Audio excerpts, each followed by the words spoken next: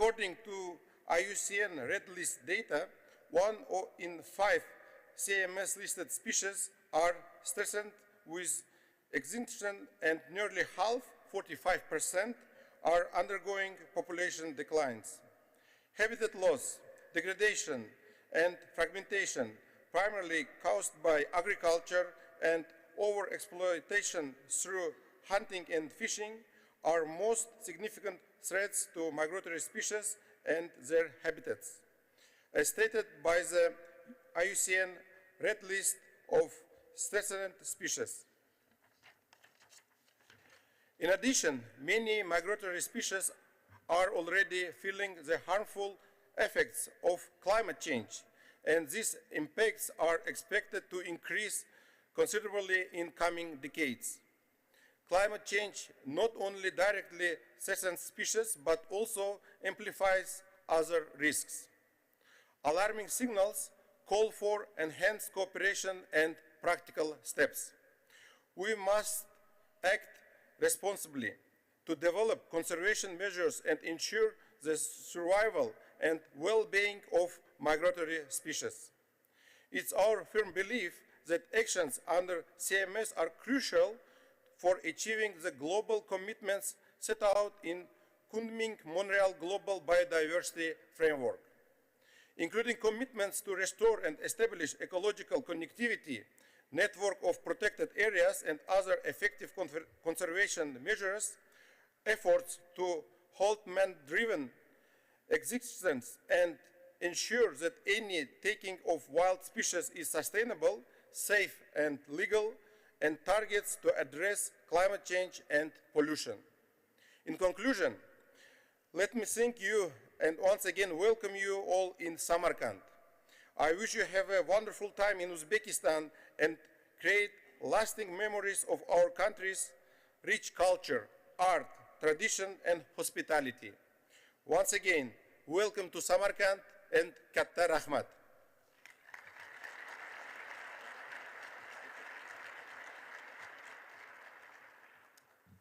Thank you, Minister. I would like to invite Ms. Frankel to give her opening remarks.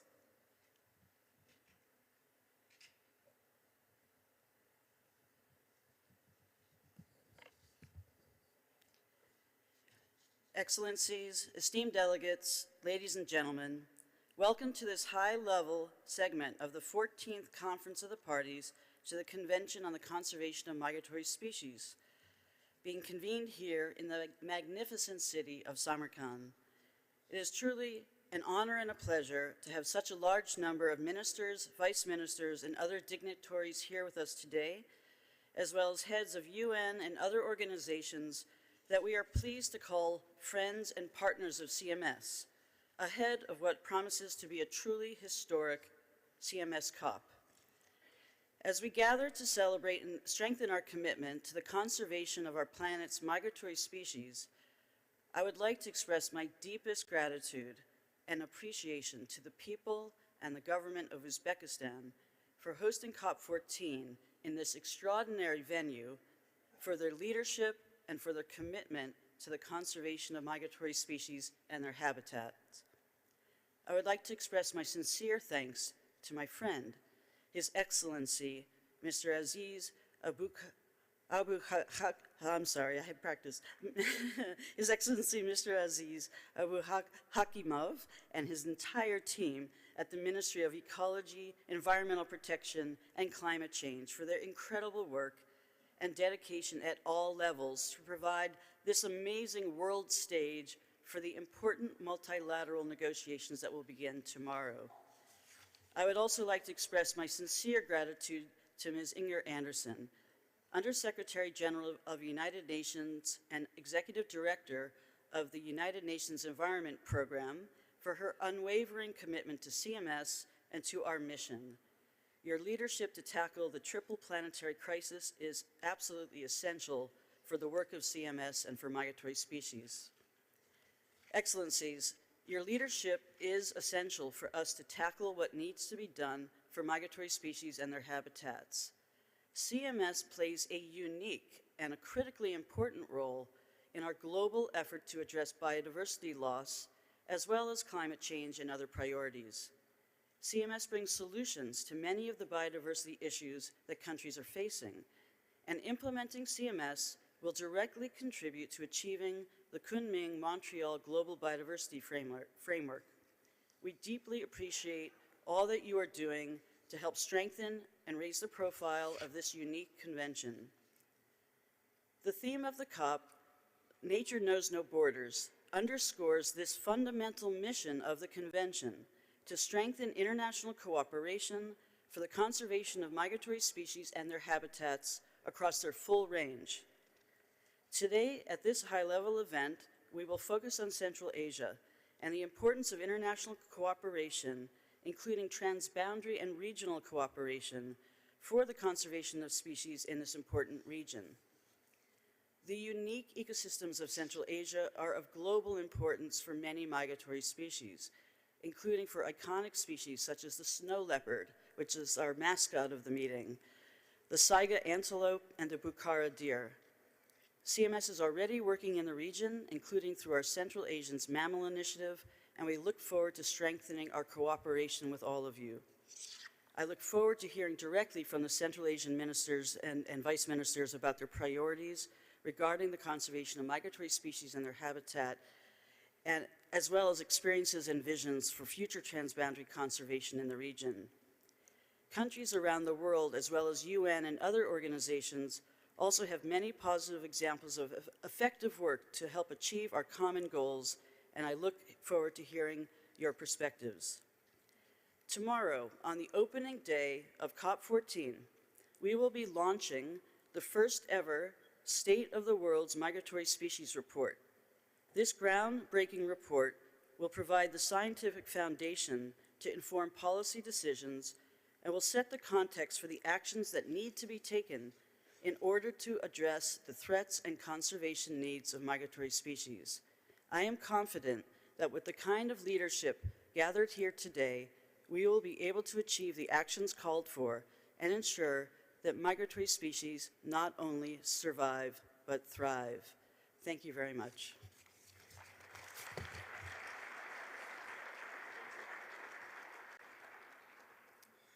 Thank you, Ms. Frankel, for these kind words and keynote address. And now I would like to give the floor to Ms. Anderson for her remarks.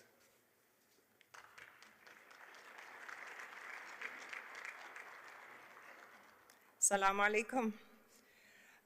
Your Excellency, Mr. Asib Abdurrahimov, Minister of Ecology, Environmental Protection, and Climate Change here in beautiful Uzbekistan, and President of COP14.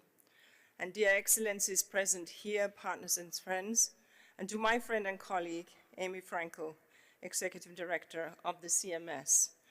Very nice to see you all here, and thank you for coming, and thank you to Uzbekistan for this extraordinary hospitality with which we have been received. And welcome to the high-level segment of the 14th Conference of the Parties of the Convention for Migratory Species, or COP14. This unique convention truly does unite us, like migratory species unites us. Migratory species that have in common as they drive the move from one habitat to the next. What they have in common is that they are vital to numerous ecosystems which form their habitat. What they also have in common, however, is that they are under threat. Another commonality is that human boundaries mean nothing to these species. This is why the theme of this COP is Nature Knows No Borders, and why the Convention on Migratory Species is so important. We cannot protect migratory species without multilateralism, without unity, without transboundary cooperation. And the CMS and its parties have shown these traits down the years. But we also know that we must work harder, faster, and smarter, and with a more united front if we are to protect these magnificent species, many of which are in decline. We must focus on protecting, connecting, restoring habitats tackling overexploitation, slowing adaptation to climate change, reducing environmental pollution, including light and noise and plastic pollution.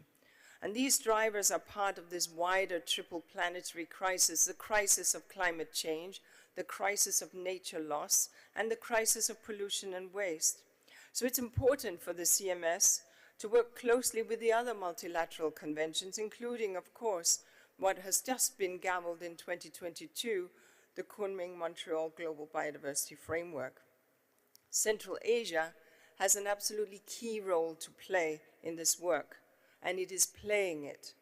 Biodiversity and ecosystem health in Central Asia is an essential part, and essential particularly for these iconic species such as the snow leopard or the saga antelope. So it's heartening that today we will engage in dialogues on how Central Asia is leaning in and stepping up, and how it can increase transboundary cooperation and strengthen the links between the multilateral agreements. To be effective and amplify our common impact, we must look beyond the jurisdiction of environment ministries, beyond the jurisdiction of individual nations and single agreements, to whole of government, whole of society, whole of range, whole of world approaches. Central Asian countries can champion the CMS as an important instrument in achieving these targets of the GBF and, of course, the Sustainable Development Goals. Central Asia can showcase the reality that borders are just human constructs, merely imaginary lines. We at UNEP and all the partners present here are here to support Central Asian nations and indeed the world as the Central Asian nations set about to undertake these tasks. We will continue to work with all of the environmental convention, most of which we at UNEP are privileged to host across the board. And we will continue to provide direct scientific and technical support to nations.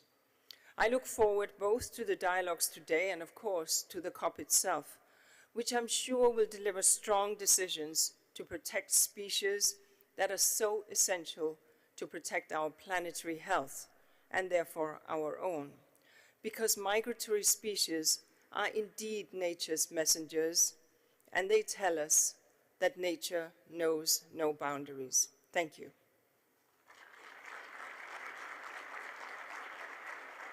Thank you. Thank you, Ms. Anderson. And thank you, honorable speakers, for your valuable remarks. Now I would like to invite Ms. Frankel and Ms. Anderson to take your seats in the audience. And now it's the time to ask our esteemed ministers and vice ministers of Kyrgyzstan, Tajikistan, Turkmenistan, and Kazakhstan to join Honorable Mr. Aziz Abduhakimov on the stage to start the first session.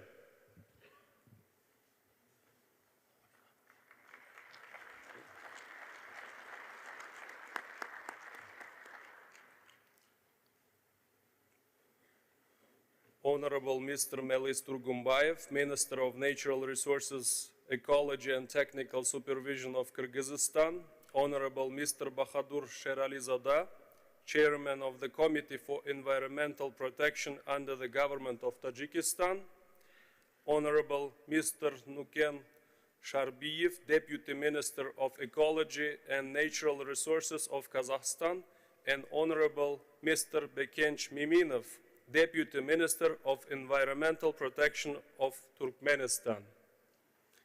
But before starting the first session, I would like to give the floor to His Excellency Yerlan Nesinbayev, Minister of Ecology and Natural Resources of the Republic of Kazakhstan, who is joining us via Zoom.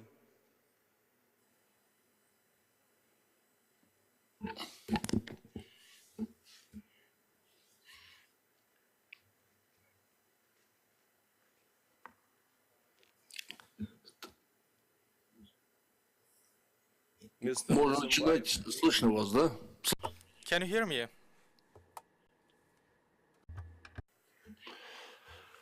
Уважаемый Азиз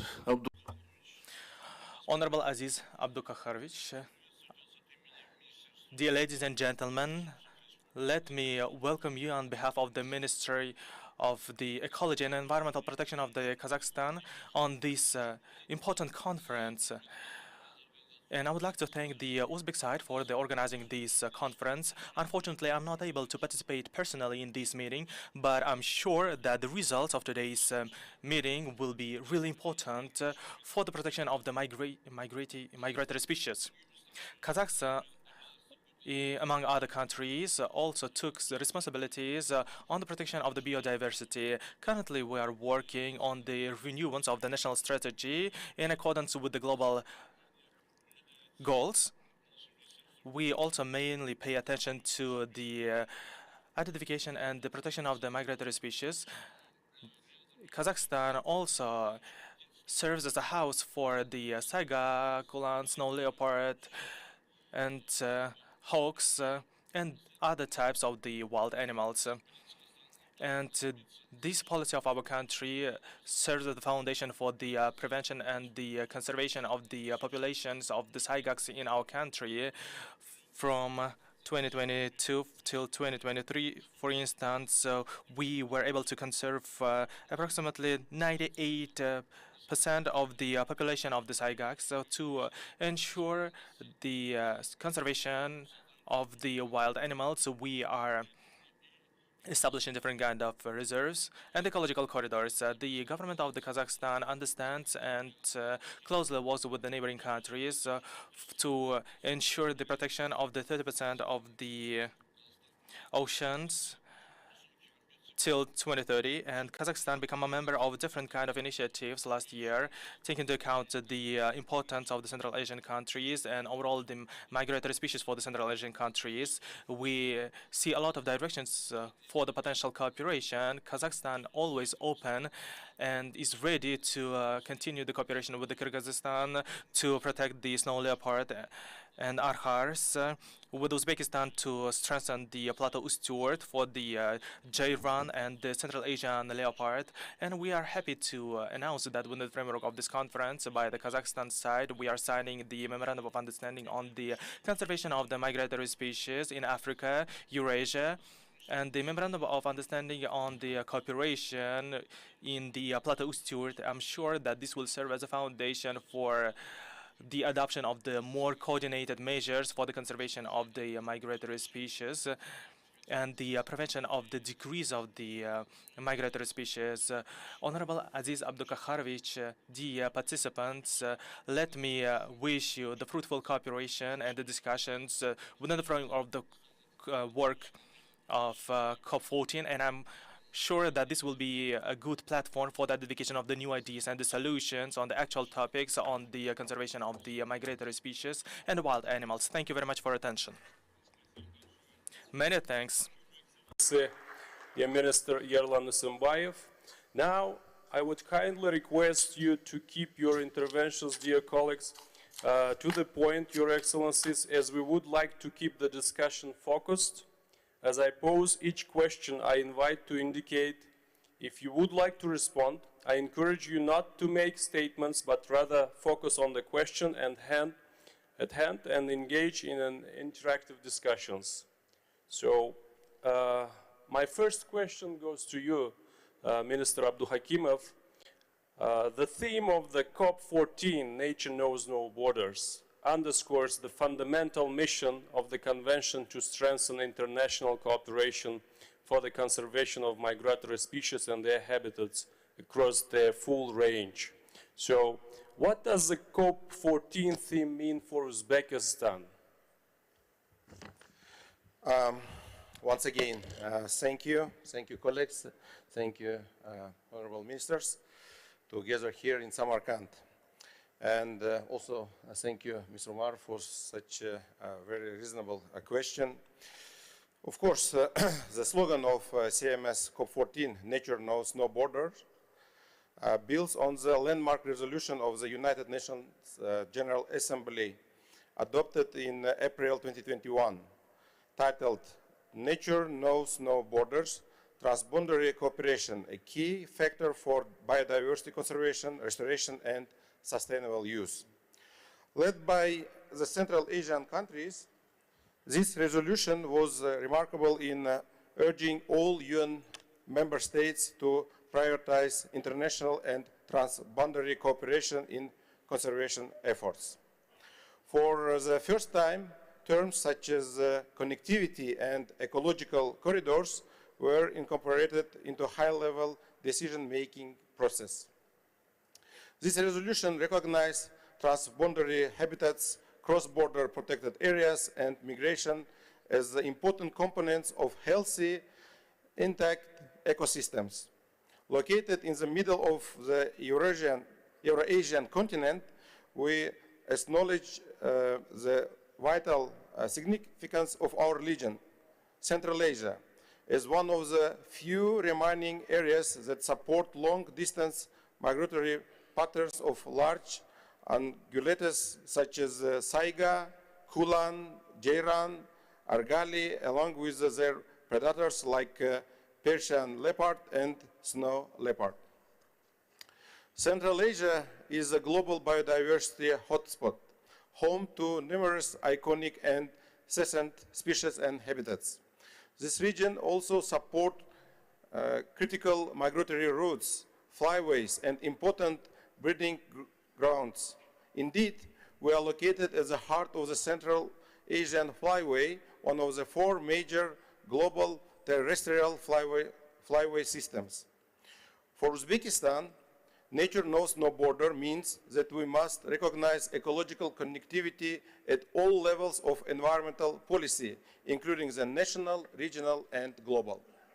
At the national level, over the last 6 years, we have increased the coverage of protected areas from 4% to 14%, now protecting areas 6 million hectares of crucial biodiversity areas. We recognize that the vital importance of restoring degraded habitats. Indeed, Uzbekistan has conducted ambitious afforestation campaign, including covering over 2 million hectares of the Aral Sea dry bottom. In Uzbekistan, we're also working on pioneering project to reintroduce species that maintain ecosystem balance and resilience. The Jairan Eco Center is highly effective breeding center that has been integral in restoring population of highly senescent species such as the Kulan and Jairan antelope. There are further ambition planned to reintroduce species like chirtax. In addition, Uzbekistan is home to the largest population of the endangered Bukhara deer. We continue to work on enhancing and expanding a protection area network for these unique species.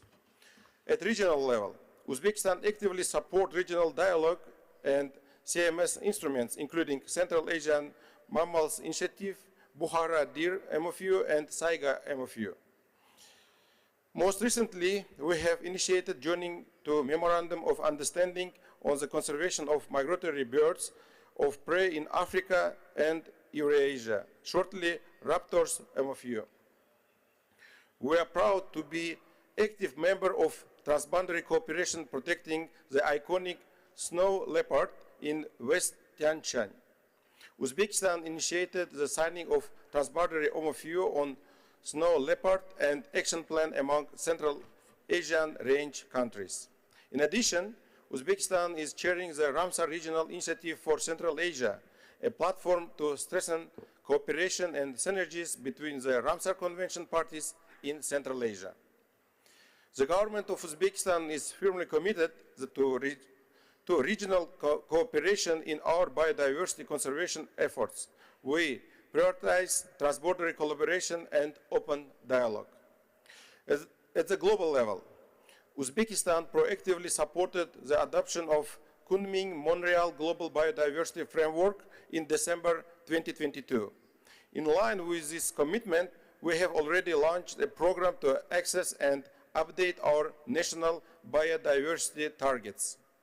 Moreover, the world scientific community have recognized the uniqueness of Uzbekistan's ecosystem and landscapes.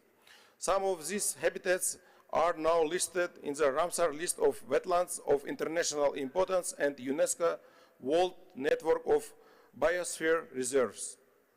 Overall, the slogan of CMS COP14, Nature Knows No Borders, responds to the urgent need to protect migratory species and their habitats. This phrase underlines the need to coordinate conservation efforts to reflect the transboundary nature of species we seek to protect. Therefore, we urge the global community to heed the message nature knows no border and to take actions that build synergies across the national, regional, and global dimension of our conservation work. Thank you again. Thank you, Minister. Indeed, we can see, we can hear, and we can observe how it's important for the government of Uzbekistan and what the important actions are taken towards of these activities.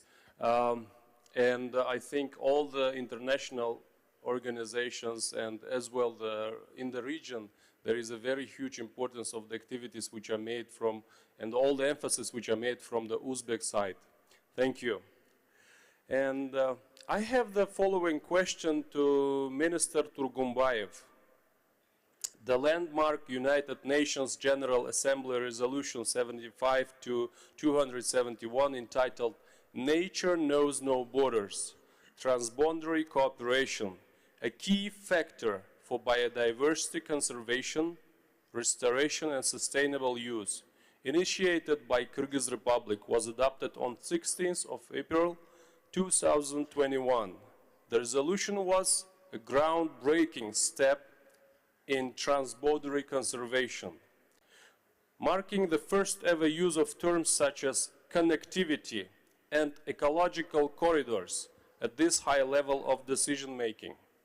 Can you please share insights into the thought process and strategic objectives that motivated your government to initiate this resolution? Minister? Thank you so much for your question. Dear esteemed guests, excellencies, and heads of delegations. As you know, Kyrgyz Republic is a mountainous and landlocked country which has a fairly high species diversity, about 2% of the world's flora or more than 3% of the world's fauna species. Caring for nature is, first of all, caring for one's homeland. The state must first of all be interested in preserving and increasing the natural resources of the Republic. Currently, one of the main global threats to international security are the environmental problems. We are all witnessing climate change around the world, which threatens the existence of biodiversity and their habitats. We believe that the solution to current environmental problems is only in combining our efforts through international cooperation, in taking joint urgent measures to protect the environment. Therefore, in order to strengthen transboundary cooperation and maintain a common policy in the field of biodiversity conservation, the UN General Assembly resolution was initiated. The UN General Assembly resolution, titled Nature Knows No Borders, Transboundary Cooperation, a key factor for diversity conservation, restoration and sustainable use, is aimed at strengthening a new direction of foreign policy, environmental diplomacy. This direction meets the interests of all countries and emphasizes cooperation as the priority in order to maintain and preserve healthy ecological systems, habitats for rare species which are necessary to preserve biodiversity and continue to provide people with natural benefits. We are talking about migratory animals, watersheds, and habitats that extend beyond borders, and working together on biodiversity is essential for sustainable development. The strategic goals were to create tools for transboundary cooperation in snow leopard, its ecosystems, and biodiversity conservation. These tools include climate-smart management plans, biodiversity monitoring, action against illegal wildlife trade, biodiversity conservation programs with local communities, and much more. Preserving biodiversity, like solving most other environmental problems, is impossible without cooperation between countries, organizations, and without the combined efforts of all sectors of society. The participation of civil society plays a decisive role in ensuring the sustainability of modernization processes, biodiversity conservation, and adaptation to climate change. We can preserve and improve the state of diversity only through joint efforts. I'm confident that the ongoing conference of the parties will become a platform for strengthening this transboundary cooperation. Thank you. Thank you, Minister Turgumbayev. Indeed, this is very important resolution which has been initiated by Kyrgyz Republic, and I think there will be more stronger commitments coming from other regions as well. And now I would like to turn to all our ministers and deputy ministers, honorable guests. I have a question. Ecological connectivity has been recognized as a key priority for CMS, the global biodiversity framework, as well as for climate change and restoration. Yet, infrastructure development, including roads, rail, and energy facilities, can cause habitat destruction and fragmentation, significant threats and obstacles to migration. Can you please provide some examples of policies that your government has put in place to ensure ecological connectivity, especially in the transboundary context? And as an elaboration of this topic, what needs to be done to ensure that infrastructure development minimizes impacts on migratory species and their habitats? If there are any volunteers or icebreakers.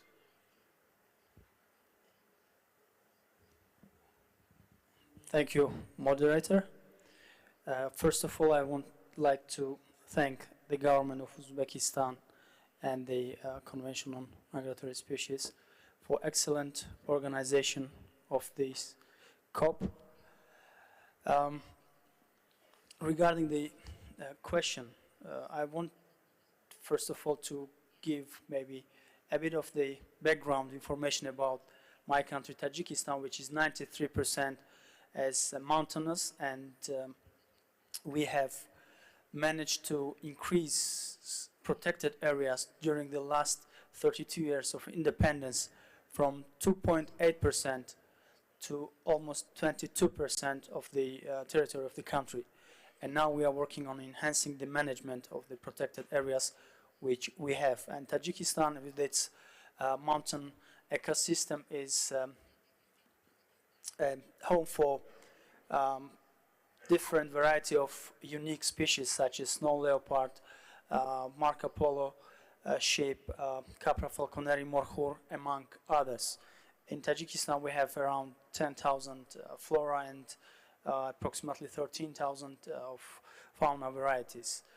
And some of the examples of the regional cooperation or transboundary cooperation, I would like to mention about the Zarafshan River Valley, which is in the border with Uzbekistan. If we traveled from Samarkand, you will be in 40 minutes in the on the other side of the border in Panjikent city of Tajikistan, which is very close.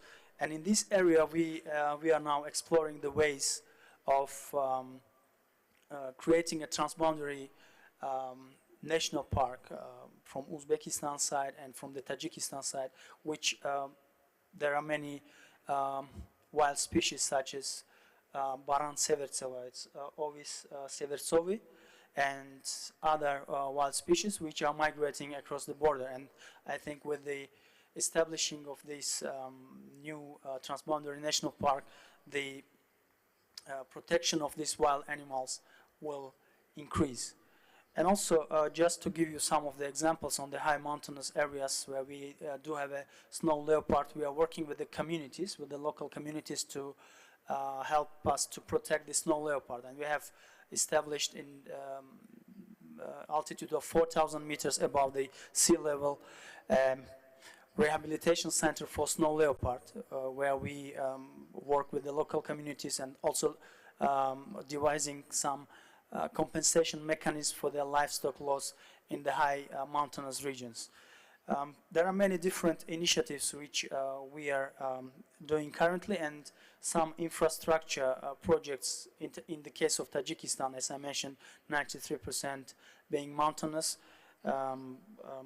We do have the environmental and social safeguards analysis in place, and we make sure that our recommendations are provided for those big projects, and we work together with different line ministries to ensure that we preserve and pass the wildlife species and this abundant biodiversity to the next generation in our country and for the sake of the whole region. Thank you. Thank you. Thank you, Your Excellency, Chairman Bahadur Sheralizoda. If there are any comments or feedbacks, please. Спасибо. Thank you very much. The Republic of Kazakhstan is paying a lot of attention to the ecological connectivity through development of the network of the specially reserved areas. For efficiency and for connectivity, we have carried out and opened 3 ecological corridors with a total area of 3.3 million hectares. If we talk about the territories of the special reservation, it is almost 10% of the total area of Kazakhstan. As the Minister of Ecology of Kazakhstan has mentioned, Mr. Usumbayev, we have taken commitment to expand this territory up to 30% for these protected areas, and we are also creating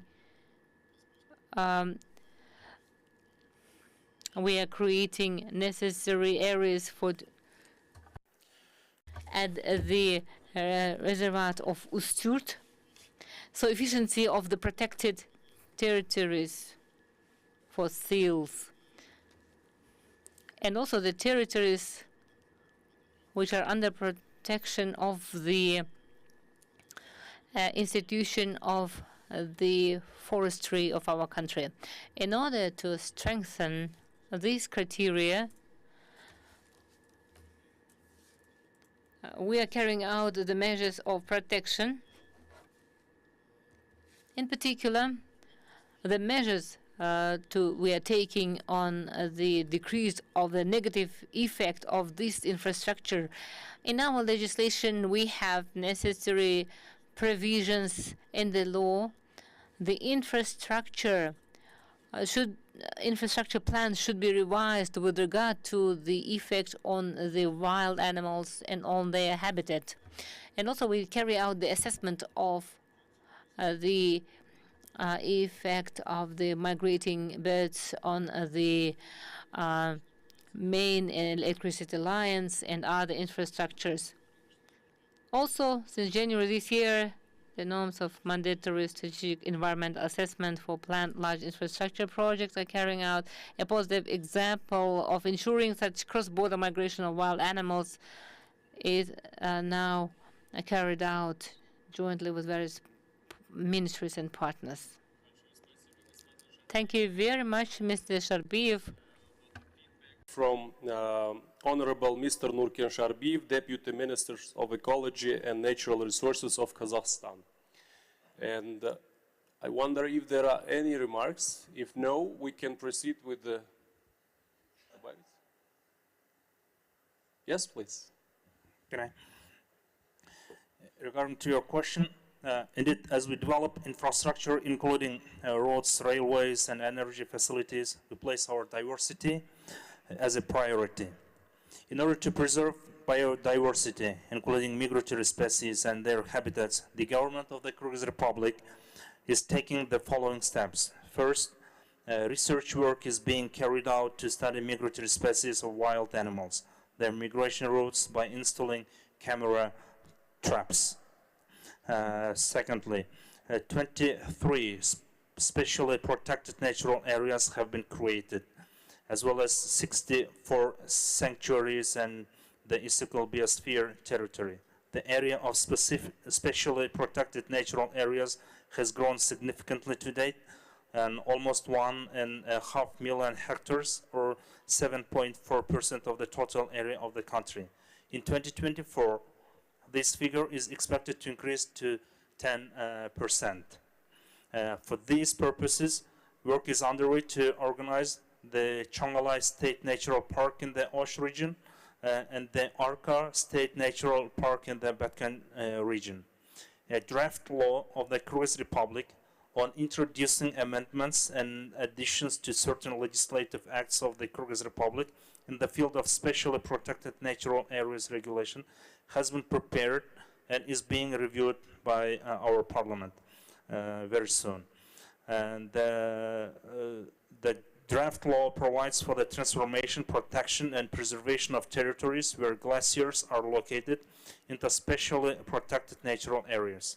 Amendments will be of great importance for the conservation of snow leopard habitats. Third, ecological corridors have been created to unite different natural areas that have been disturbed by human activity.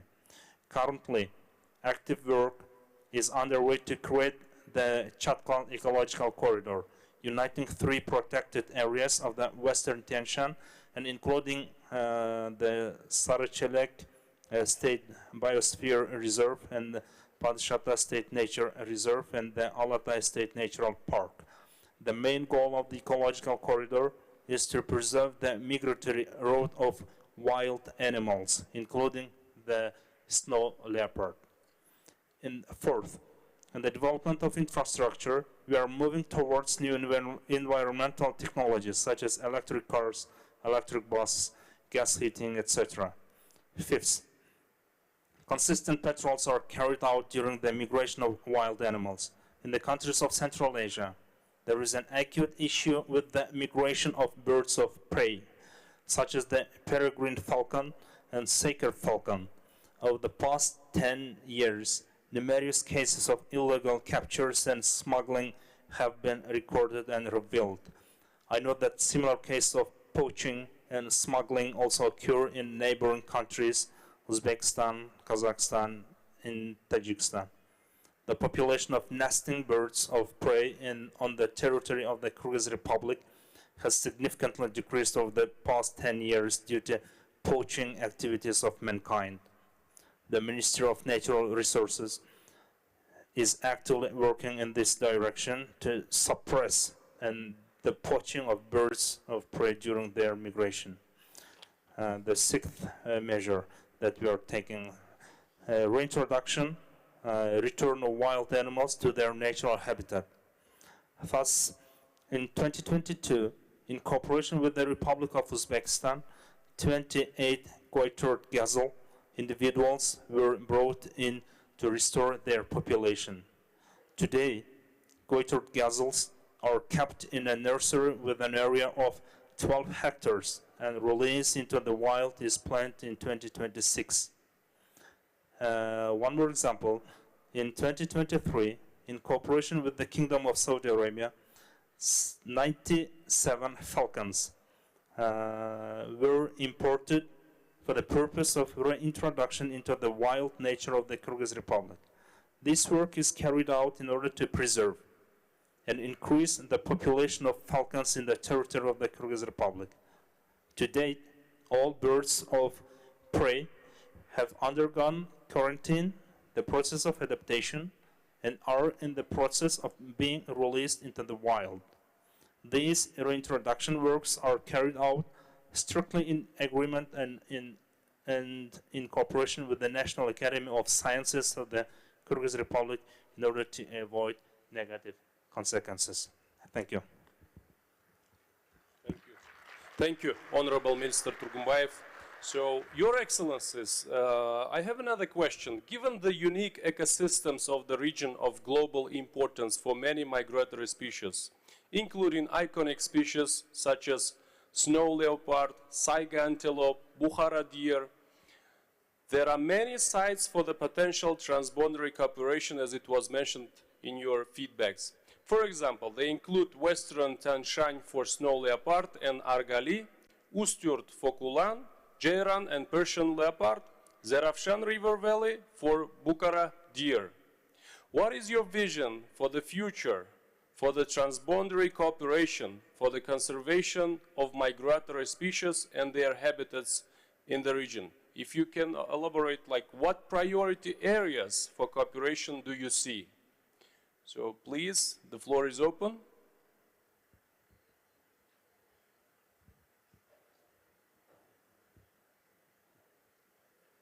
Let me just maybe mention one of the regional initiatives which was initiated by Honorable Minister Aziz Abdulhakimov. We have yesterday in Tashkent, we have launched Green University of Central Asia. And I think this is a good step forward for us to train experts, young, new generation of environmental scientists or workers from on different areas of the ministries, line ministry, ecology ministries. And also on the regional cooperation, I would say that we do have different platforms like UN SPECA, Central Asian forums, etc., and where we also do discuss our ongoing initiatives. And one of the areas where I wanted to mention that we cooperate on the conservation of the wildlife species is that we do help each other to restoration of the almost distinct population of the some species, for instance, Urial from Uzbekistan to other countries, or the restoration of the Bukharian deers from one region to another. And I think in this area we need to work more intensively and to have some working groups and see where there are some core zones where we could, from these areas, then expand the population of these wildlife species. Like, for instance, in Tajikistan, we have, during the early 90s, when we had a civil war, the population of the Capra falconeri morkhur was almost diminished to 300 species. And now, during the last monitoring, which was conducted together with the IUCN scientists in 2022, we have witnessed the increase of the Capra falconeri morkhur with the conservation efforts from the from our side. We have now we have around 7,000 species. So this species was almost distinct, and now we have 7,000 of these species in southern Tajikistan, and we can maybe also work with our Central Asian counterparts to help them to restore the population of these unique species in other parts of the region. Thank you. Thank you, Your Excellencies, Minister Sherali Zodeh. And sorry, just a small addition to my colleagues. Yes, I am fully agree that we should probably to conduct more research on these issues, and I think to using such tools as joint universities, it's very important. And I think recently, as we agreed with my colleagues from Tajikistan and from Kazakhstan, so using such a joint protected areas, for example, along the Zarafshan River or Chatkal, and it's also Chatkal protected area. It's also transboundary protected area with the Kazakhstan. So, but we need really some new initiatives, conducting new research, and using our collaboration with international organizations such CMS or IUCN, I think we can increase our capacity and to use more scientific approach. So I call to all my colleagues to maybe we will again consider such an opportunity to organize joint working groups and just start to gather our scientists, our specialists, our professionals in this sphere, just to promote some intergovernmental programs. Thank you. Thank you, Minister Abduhakimov. And yeah, thank you. I absolutely agree with my colleagues, and I also would like to note that the role of environmental non-governmental organizations with which meetings and seminars are held that facilitate the exchange of experiences of specialists, discussion of existing environmental problems, and the adoption of joint measures to solve them. In the conservation of migratory species of animals and their habitats, today we have to take decisive steps, one of which is the initiative of the Republic of Uzbekistan to sign a memorandum of understanding on the conservation of migratory birds of prey in Africa and Eurasia, for which I would like to express my gratitude. In order to strengthen the transboundary cooperation, I propose an exchange of experiences, methods of results of research work carried out that we have just talked about it. And I believe that the exchange of this knowledge and materials will greatly help countries in preserving and increasing the wild fauna. And nature knows no boundaries, and states must pursue a unified policy to preserve biodiversity and pass it on to the future generation. Thank you. thank you, Minister Turgumbayev. Any feedbacks from Kazakhstan? Господин Sharbiev? No? Okay. Turkmenistan? No. So thank you very much for this excellent discussion. I hope it will help for further enhance transboundary cooperation to preserving unique wildlife of Central Asia. We all know that all the countries in the region are making a lot of efforts and putting all the efforts to collaborate and to make it stronger, the cooperation with international organizations. And there is some kind of intergovernmental cooperation among the governments as well. So wish you all the best and thank you very much. And now I would like to inform you that we will have a very special signing ceremonies. The governments of Kazakhstan, Kyrgyzstan, and Uzbekistan have expressed their commitment to join the CMS Memorandum of Understanding of the conservation of migratory birds of prey in Africa and Eurasia, widely known as the Raptors Memorandum of Understanding. In addition, Kazakhstan and Uzbekistan would like to further strengthen collaboration through the signature of the Memorandum for Cooperation on Conservation of Wildlife on Plateau Usturt. For this, I would like to invite Honorable Mr. Abduhakimov, Minister of Ecology, Environmental Protection and Climate Change of the Republic of Uzbekistan, to the table to sign the Raptors MOU. Honorable Mr. Turgumbayev, Minister of Natural Resources, Ecology and Technical Supervision of Kyrgyzstan.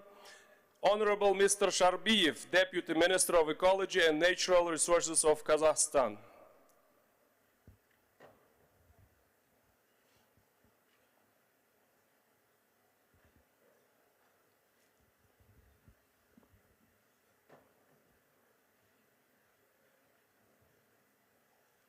Your Excellencies, if you are ready, please proceed.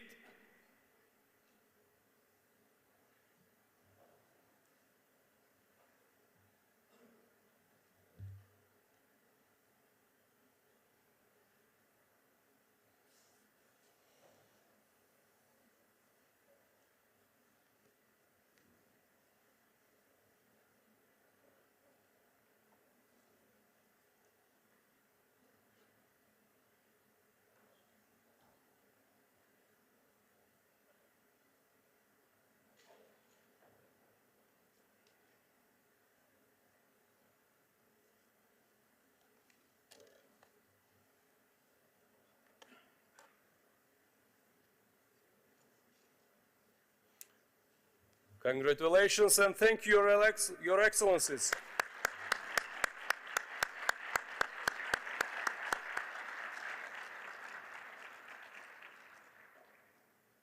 Thank you.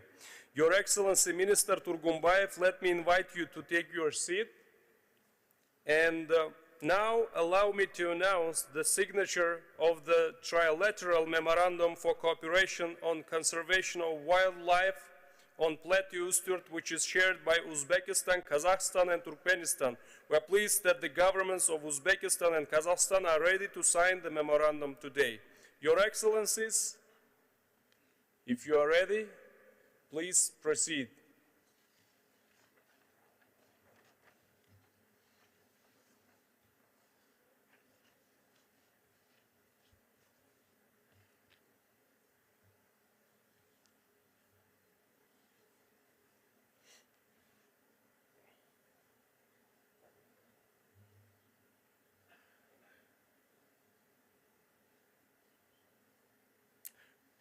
Congratulations, big applause.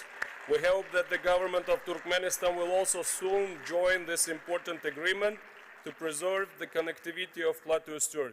On this note, I would like to invite our distinguished ministers and deputy ministers to take their seats in the audience. Now we will take a short 10-minute break and then we will start session number 2. 10-minute break. Thank you.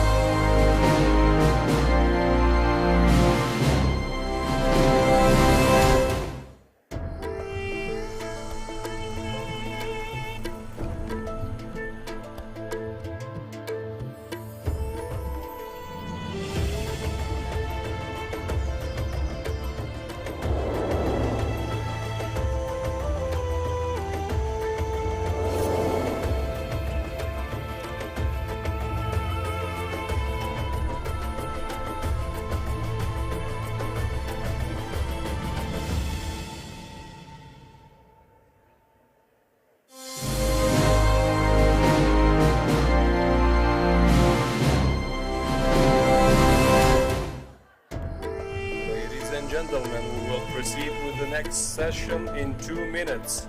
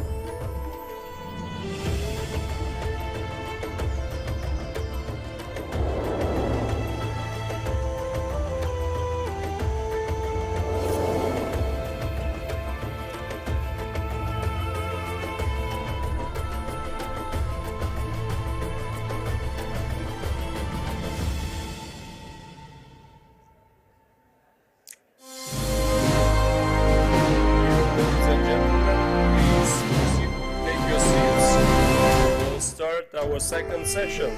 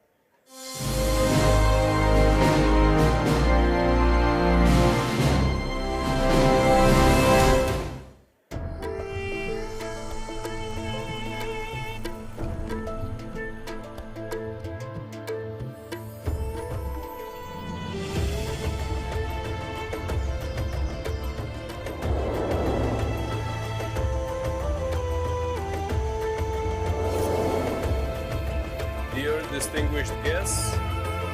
So we will start our second session. Once again, good afternoon.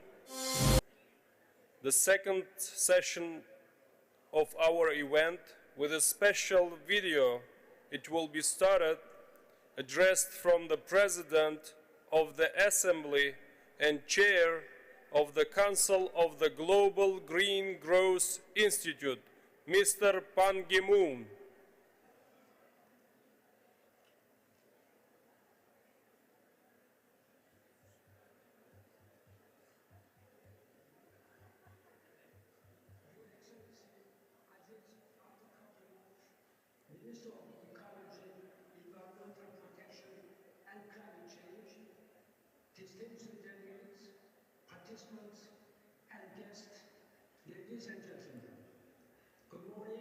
Assalamu alaikum. First, I'd like to extend my warm congratulations to the government of Uzbekistan for hosting the 14th meeting of the Conference of the Parties to the Convention on the Conservation of Migratory Species of Wild Animals, CMS COP14. As you may know, as the Secretary General of the United Nations at the time, I oversaw the establishment of Paris Climate Change Agreement and the 2030 Agenda for Sustainable Development. This year's theme for COP14 is Nature No Borders, and it actually captures what I have been emphasizing for a long time. Just as air pollution, sea level rise, and global warming all transcend man-made borders and other artificial boundaries, nature and wildlife have no concern at all for any lines we may draw. All of us need to work together if we want to slow down the negative effects of these greatest and most urgent issues of our times. The International Panel on Biodiversity and Ecosystem Services warned just a few years ago that 1 million species are at risk of extinction. But the negative effects are more than simply about whether we can avoid extinctions so future generations can view them in a Jew. The devastating COVID pandemic taught us a hard lesson that as mankind continues to exploit wildlife and encroach on their habitats, we put ourselves at risk of encountering new zoonotic diseases like COVID-19. CMS is the only international agreement devoted exclusively to migratory animals, which face increasingly difficult challenges in the 21st century. Therefore, as the President of the Assembly and the Chair of the Council of the Global Green Growth Institute, I am very pleased that GGGI is now working closely with the government of Uzbekistan to help the country transition to the green growth model, which will contribute to the protection of migratory animals. As you, the experts and practitioners, have dialogue on ways to strengthen international and transboundary cooperation, I hope you will be able to set aside any political or national interests. Because we are all part of one world. Because fighting climate change and protecting the environment are urgent challenges requiring all hands on deck together.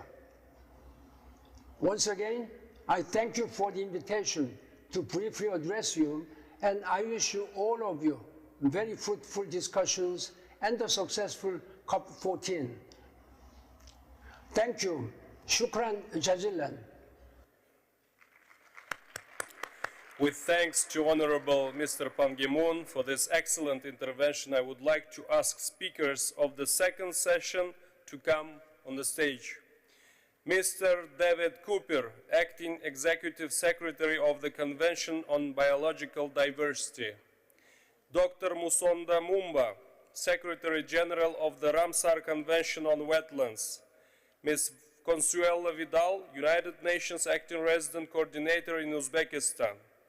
Ms. Grezel Aguilar, Director General of the International Union for Conservation of Nature. Ms. Valerie Hickey, Global Director, Environment, Natural Resources and Blue Economy of the World Bank.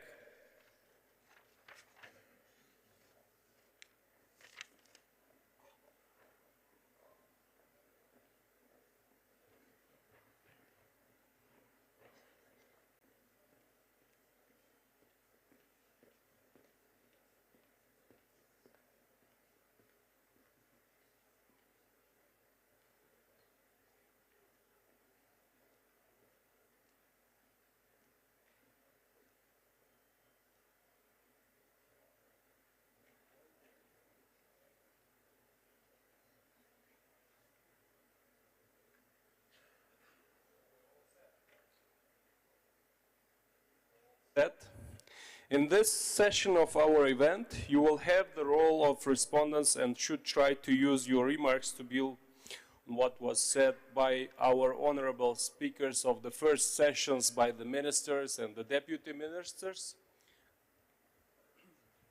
For example, you could link your remarks to the minister's observation and offer concrete examples of what can be done.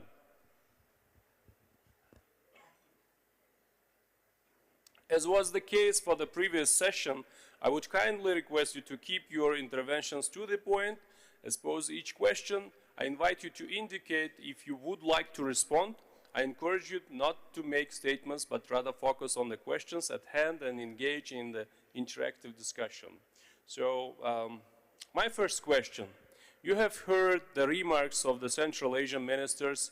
How can the work of your conventions or organizations help further the priorities on the conservation of migratory species, on their habitats and their habitats in Central Asia? Who wants to be the icebreaker?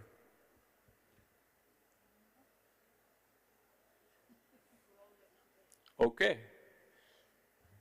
No, thank you so very much. Firstly, I want to say congratulations to the government of Uzbekistan and to CMS, Secretariat and Amy and the team for this amazing work. Today is International Day of Women and Girls in Science. Women and girls have been absolutely instrumental in the work that we're doing today. And I just want to say that coming to Samarkand for me is a dream come true, because I watched those Marco Polo movies and I was very amused, intrigued how he left Venice and went to China, but I did not know about Amir Timur. And coming here and seeing in the structures of these ancient, beautiful 14th century buildings an engravement of the snow leopard, species that I've worked on, is very telling of how species were central in the folklore, in the stories, in the spaces. But for these species and people in Marco Polo and many others to migrate, they needed water. And most of this water showed up in wetlands, and which is why, as the Convention on Wetlands has sites and spaces which are called Ramsar sites. And I was so glad to listen to the ministers, the mentioning of the Saiga antelope. It has recovered because the health of wetland systems are good. The story of the bar-tailed godwit that migrated from Alaska all the way to Tasmania, 13,000 kilometers, is also very telling that the ecosystem through which it migrated or passed through was healthy and it did not fly eating plastics. So it was really good to hear about this thread and this connectivity element, but the reality is wetlands are vanishing 3 times faster than forests. And this is problematic. So, which is why I'm very keen to hear how countries are trying their best to make sure that these ecosystems where species go through are healthy, they're resilient, and they're connected. Thank you, Dr. Umba. Big applause. David, I saw, oh, okay, Ms. Consuelo Vidal.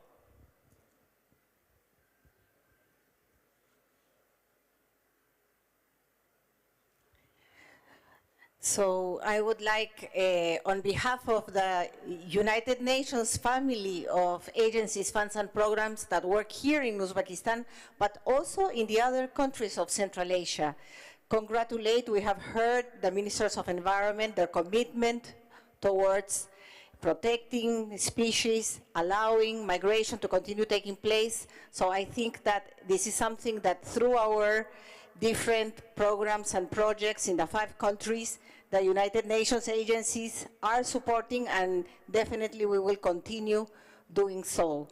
I would like to refer perhaps to something that our Secretary General Antonio Guterres mentioned last year during the SDG Summit. You know that for United Nations, our compass, the compass for our development work is Agenda 2030 and the SDGs. And in the last SDG Summit, the Secretary General mentioned that there is a need to accelerate the fulfillment of the targets of the SDGs. So he has proposed 6 pathways to be able to accelerate SDGs globally. And one of them has to do with the problems of loss of biodiversity. So in this regard, for all of the United Nations agencies, funds, and programs, it is a priority that we support biodiversity and that we support the variety and diversity of species in our work. And let me just very briefly mention that as these problems are, of course, not bound by the, let's say, the limits of one country. In the case of Central Asia, already the Minister of Environment of Uzbekistan mentioned the tragedy of the Aral Sea. And the Aral Sea is dying, and of course, this is impacting directly countries in Central Asia, such as Uzbekistan, Kazakhstan, Turkmenistan, and indirectly the other countries of the region. The drying of the sea means that there has been loss of crucial habitats for migratory birds, fish species, and other wildlife. Migratory routes and breeding grounds for numerous species have been disrupted, impacting populations across the region and beyond. And the United Nations in Uzbekistan has established a trust fund that is trying to address some of these issues, and that shows the power of international institutions, international organizations working together so that we can address a very complex issue that, let us not forget, impacts also directly the people that live in that region of the Aral Sea. Because as we say through our work, the sea has died, but the people have not. They are there, and we need to continue supporting them. So around 260,000 people have already been benefited. And of course, we have done it through ecotourism, through ecological activities that have also impacted positively in the species that live in that area. Just to mention how UN can harness the power of convening different actors and different regional constituencies to be able to address very complex environmental problems. Thank you. Thank you, Ms. Consuelo Vidal. And I can see our colleagues from CBD, Mr. David Cooper. Over to you. Thank you very much. And let me say what a pleasure it is to be here and to thank His Excellency Aziz Abdulkakimov for welcoming us here. And also to the all the countries of Central Asia actually for their leadership in promoting transboundary conservation and this idea of connectivity. And I also want to pay tribute to Amy Frankel, the Executive Secretary, for pushing this issue of connectivity so effectively over the past few years. And we now see it here in the theme for this conference of nature needs no borders. And because nature sees no borders, this is why international cooperation is important. And to get to your question, the Convention on Biological Diversity and the Kunming-Montreal Global Biodiversity Framework agreed now in December 2022, as mentioned earlier. This provides a framework for national action, but also for international cooperation. As we've heard from a number of the ministers just now, countries in Central Asia and elsewhere are now developing their national biodiversity strategies and action plans, updating those strategies and action plans, and identifying national targets so that the global ambition of that Kunming-Montreal framework is translated to national ambition. Under the convention, working with our partners, UNEP, UNDP, and funded by the Global Environment Facility, there is support to that process. It allows also countries in the region, but also with other regions to learn from each other. In Montreal, alongside the Kunming-Montreal Global Biodiversity Framework itself, there was a number of other important decisions to strengthen, for example, technical and scientific cooperation, to develop a set of regional centers of excellence that can promote learning among countries. And of course, there's also very important decisions on resource mobilization.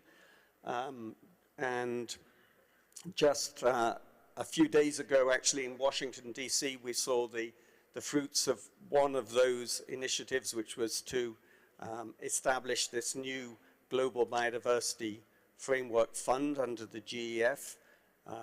It now has $219 million that is now ready for programming. We hope to see the first projects before COP14.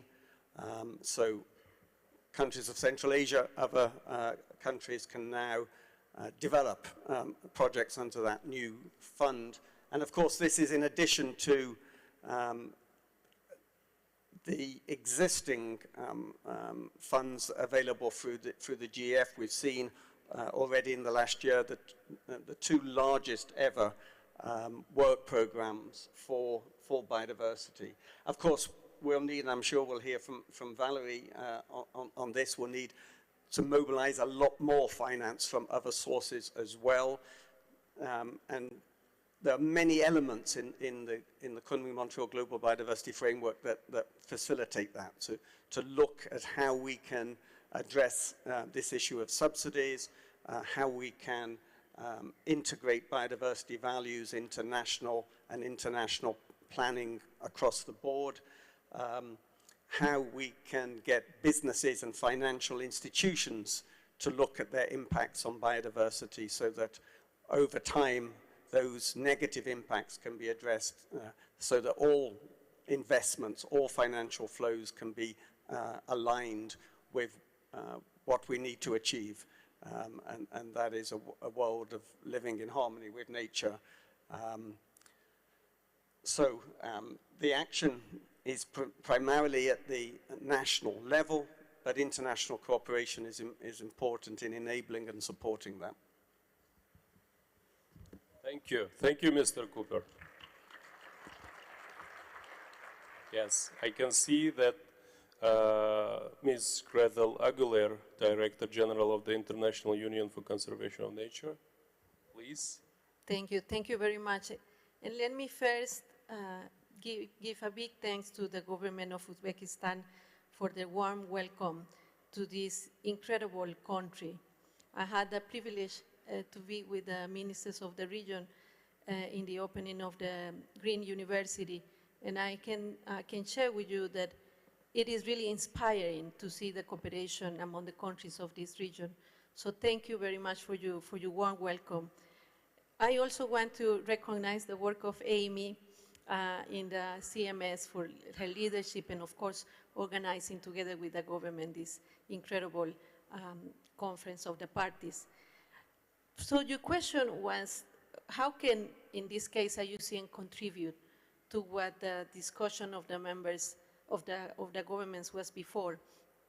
Let me just start by saying that many of you know that IUCN is an organization that was born 75 years ago. And what it is a network, is an organization composed by 1,500 members and by 16,000 experts. We use our knowledge and our convening power for nature conservation. And in that sense, when you ask me how can IUCN contribute, I have to say first that in the 5 countries of the region, Central Asia, we have members. And in these regions, we also have experts. Let me give you an example in our commissions. For example, and many of you are part of the SSC, the Species Survival Commission. We have there more than 100 specialist groups that works with different species around the world. Some of the work that the minister have mentioned had to do, of course, with the red list of threatened species. And what a better example that, of course, the Saiga antelope, results that we launched the update of the red list last December. Many of you know this. And one of the good news was exactly the Saiga antelope that moves from critically endangered to near threatened. So this is an example that conservation works, and also that the region is doing a good job. I also would like to say that we welcome the government of Uzbekistan as a state member of IUCN, and recently in the Green University we were very welcomed by the government that is supporting us with facilities to strengthen our work in the region. So we will be working with our experts, our commissions. Also, let me mention the Commission on Protected Areas, who is working here on transboundary issues. So we are here, we will continue to be here, and even in a more stronger way, hand in hand with the governments. IUCN is also the Global Authority on World Heritage. And in 2020, IUCN launched the World Heritage Thematic Study for Central Asia. We also launched I think 2 years back, the SOS program in Central Asia that helped improve species conservation. And in 2023, last year, together with the World Bank, we did a series of high-level regional dialogues on nature-based solutions and transboundary conservation. If I look to the future, IUCN will have more presence in Central Asia, hand in hand with the governments, hand in hand with its members, and using the knowledge and force of our commission experts. For example, and I invite all of you, on Tuesday, we will be launching one of our new initiatives on One Health, together with many of our members in a coalition and hand in hand with the experts of our commissions. So I think that we have a lot to do. We have contributed a lot, but we are very excited with the opportunity to strengthen our cooperation in the Central Asia region. Thank you. Thank you. And also congratulations with the opening of the office in Uzbekistan. Yes, please. Ms. Valeria Hickey.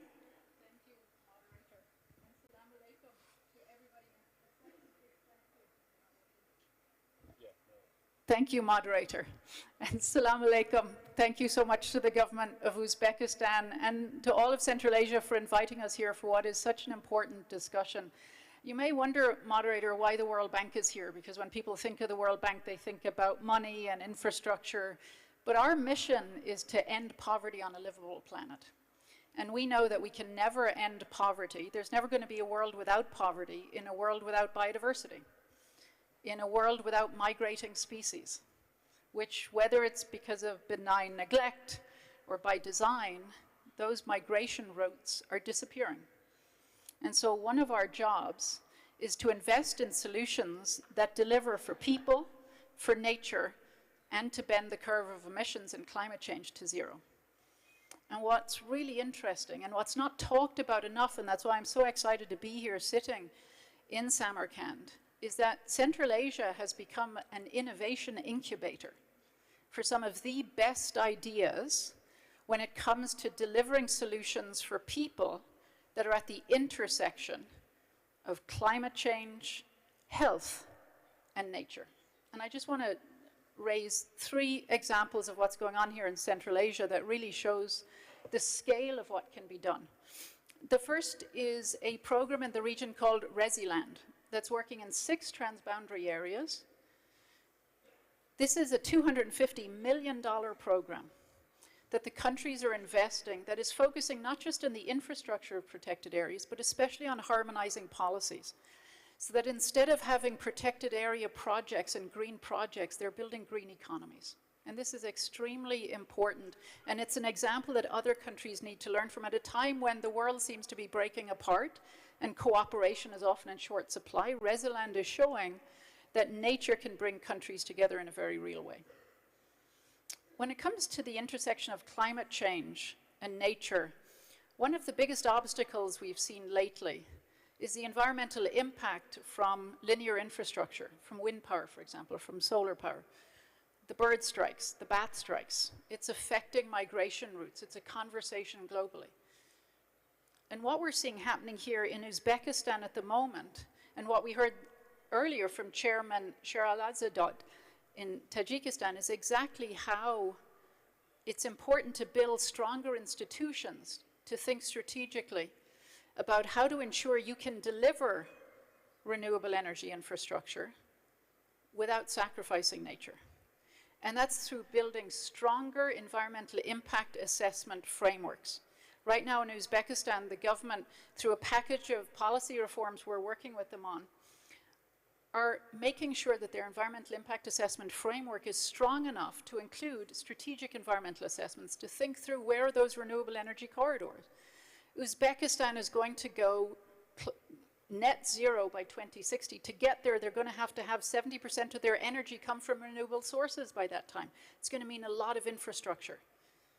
And they're figuring out how to build the strong institutions right now and credible regulation that will allow them to do that, that will deliver for people, deliver for climate change, and deliver for nature.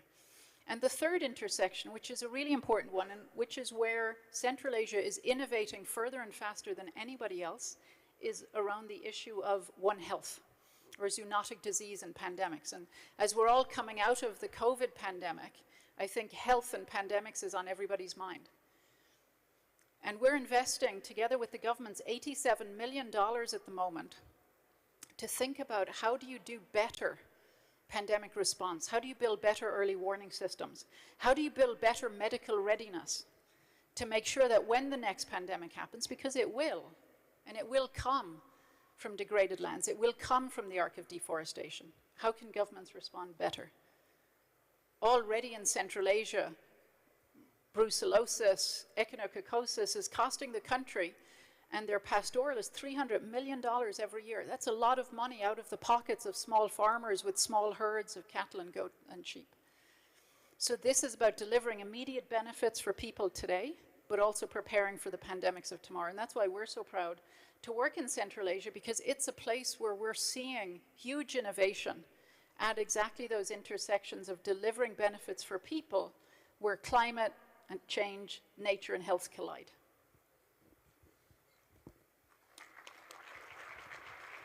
Thank you, Ms. Feller-Hiki. And I have already heard in your remarks some responses already to my second question, which is about what kind of actions and commitments are needed to ensure that economic and social development in the region is achieved in harmony with conservation of migratory species and their habitats.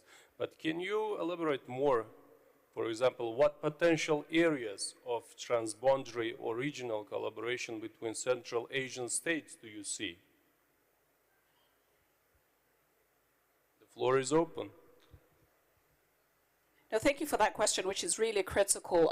This is a region that has incredible landscapes and also is fairly arid in relation to water. We're seeing huge infrastructure for hydroelectricity, for example, because we want renewable energies. At the same time, just listening to the Minister of Tajikistan talking about the corridors, which are very, very important, one of the aspects us as a convention are doing is really working on the wetland city accreditation, because the majority of the world will be living in cities. What does that actually mean? What kind of infrastructure is happening? This has already shown up in all our flyways, the species that are migrating across large landscapes, across many cities. How do you make sure that the infrastructure and the wetland network there is actually relevant for these species and you're providing? Which is why, and thank you so much, Valerie, for highlighting what the World Bank is doing. We're working very closely with the Asia Development Bank, for example. They're the first one that have invested in the Asia-Australasian flyway to make sure that as birds go across really very highly lit and complex spaces, what sort of infrastructure? Lastly, I just want to mention that even the element of intersectionality, you cannot talk about wetlands without forests.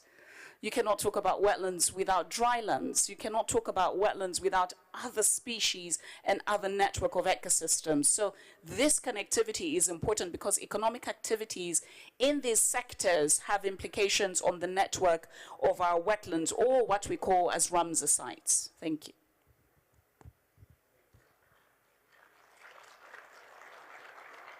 Thank you, Dr. Mumba.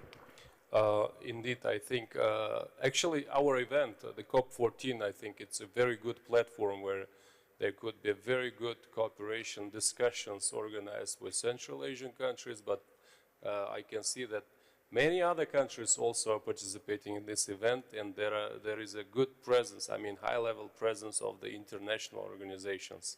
Thank you. Is there anyone who wants to add about the potential areas? Yes, please. Thank you. Well, as the slogan of this convention says, nature knows no borders, I truly believe that transboundary cooperation should see no borders. We humans invented these limits, but nature is one, and we are also one as humanity. So I think that there are a lot of areas where countries can cooperate. I can mention, that we need a large-scale transboundary cooperation, for example, in issues like protected areas or invasive species or the emerging infectious diseases or climate change. And I think that we have, as members of this planet, to work together. That is something that we should always keep in mind. And of course, here in the region, that has been shown with many examples. This is not new in Central Asia. You have been doing this for years. And as this city is ancient and beautiful, you have been doing this, cooperation. I can only imagine the Silk Road, no? So that needs to continue, and needs to continue in a more stronger way. But I also want to say that public awareness is key. And working with women and the youth is vital. This is not just about conserving species.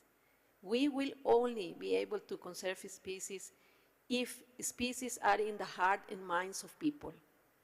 And I truly think that working with local communities, working with women, working with youth is essential if we want to save species and if we want to have a world where we can all live in a prosperous way.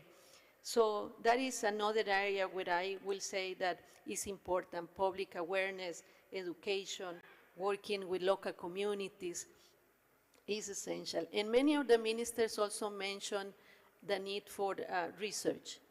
I think that that's another area where there is a lot of potential.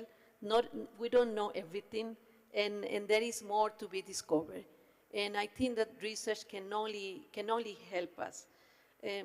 Also, one of the ministers talked about law and explained that they were developing the new laws and trying to implement them. I think that in these years, what we need to focus very hard on implementation and to have laws that respond to the current challenges, but laws that are implementable. And that is, I think, another area where we can support as a UCN. And let me just finish to say that the sectoral approach is important. This is not just about, ministries of environment. This is not just about us in this room. This is about all the sectors in society. It's about the actions, it's about the government's plans for the countries, the development plans, I will say sustainable development plans of each country. So it has to do with everything that we do.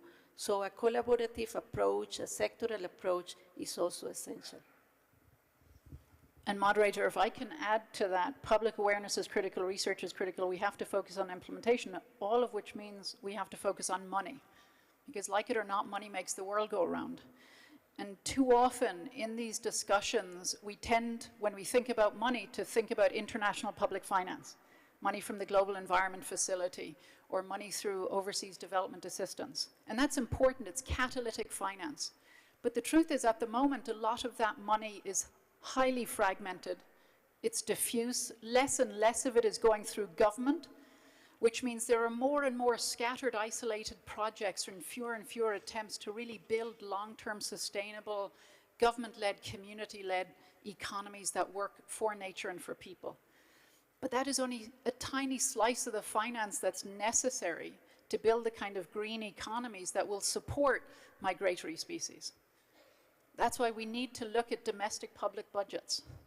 We need to think about how to shift policies domestically that discourage the type of bad behavior that leads to worse outcomes, whether it's for nature or for people. We also need to make sure that public policies attract private finance, and the right kind of private finance. At the World Bank, we always talk about the fact that we want to finance green projects and green investments and green economies, but we also want to green finance. Because it's going to be a combination of private finance, private sector money, and domestic public budgets that at the end of the day are going to make implementation happen, with international public budgets always going to be that small catalytic amount that will hopefully be the rocket fuel that leads that private sector and public budgets to do more. Thank you. So these were the remarks from Ms. Hickey and Ms. Aguilar, who mentioned, like, we are the people, we are the humans of the world. We need joint efforts, integration, collaboration. And if there are any notes or remarks, we can close up. And honorable speakers, I would like to express my gratitude for this interesting dialogue. Thank you for sharing insights, for your feedbacks from the perspective of your organizations. And I would like now to have another breakout session, like a break for another 5 minutes. Thank you. We'll have the third session as well, which will start after 5 minutes. Thank you.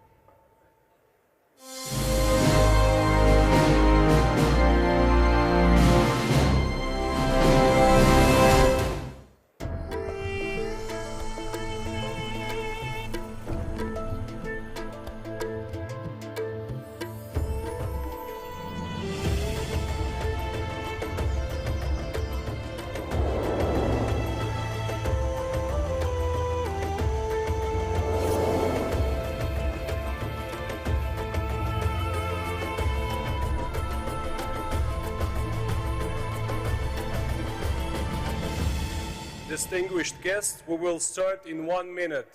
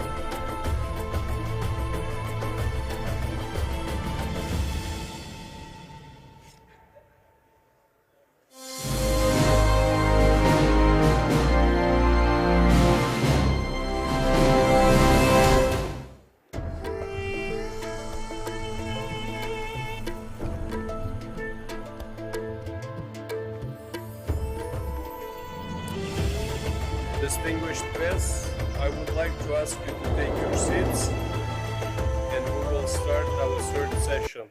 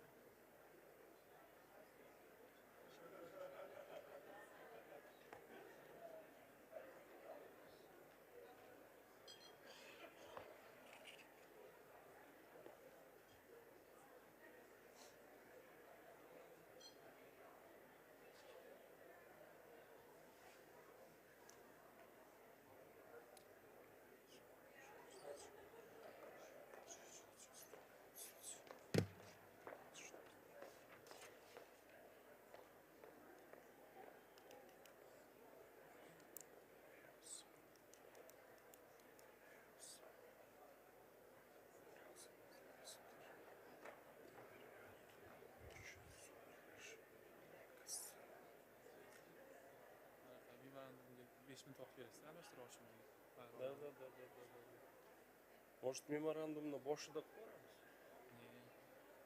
qo'yamiz? Yo'q, bizniki qo'shadi-da. Aylanarchi. Et foydalan bo'lgan? Ha, aytilgan. O'zi qo'l qo'yadi to'g'rimi? Aylanlar. O'zi qo'l qo'ysa kerak endi. Boshlaymiz bo'lmasa. Уже третью сессию.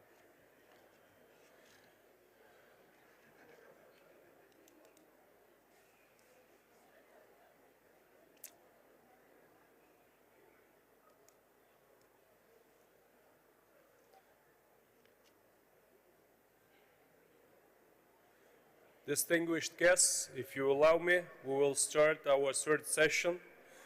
Today, we had two important dialogues focusing on transboundary and regional cooperation for the conservation of migratory species in Central Asia. And then on multilateral linkages with cooperation in the region. Our third session, last but not the least, will have a different format. In this session, ministers and other high-level officials are invited to share remarks on the podium, focusing on experience from their country perspective or organizations related to international or transboundary cooperation on migratory species conservation. Given the limited amount of time, I would kindly ask you to keep these interventions up to a maximum 3 minutes, and note that full remarks will be made available on the CMS COP14 website. I would be inviting 5 high-level officials to take a place on the stage, and then we will proceed in this manner. So first 5 speakers will be His Excellency Mr. Veritao Luis Suarez Casame, the Minister for the Environment, Biodiversity and Climate Action, Guinea-Bissau. His Excellency Ms. Leila Ali Camara, Minister of Environment, Mauritania. His Excellency Mr. Tom Butime, Minister of Tourism, Wildlife and Antiquities of Uganda. His Excellency Dr. Ali Abu Senna, CEO of the Egyptian Environmental Affairs. And His Excellency Mr. Kumara Wagjira, Director General, Ethiopian Wildlife Conservation Authority. Please take your place on the stage.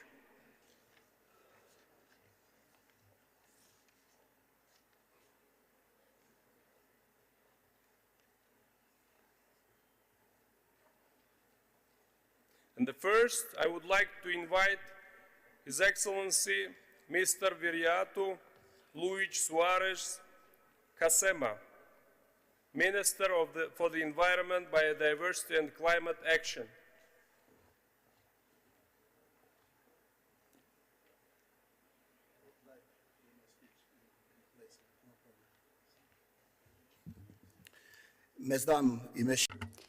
Ladies and gentlemen, members of government present here, ladies and gentlemen, representatives of international conventions and international cooperation agencies, members of delegations, dear participants, allow me from the outset, on behalf of the government of Guinea-Bissau and in my own personal capacity, to thank you for the invitation that has been provided to us for this important event.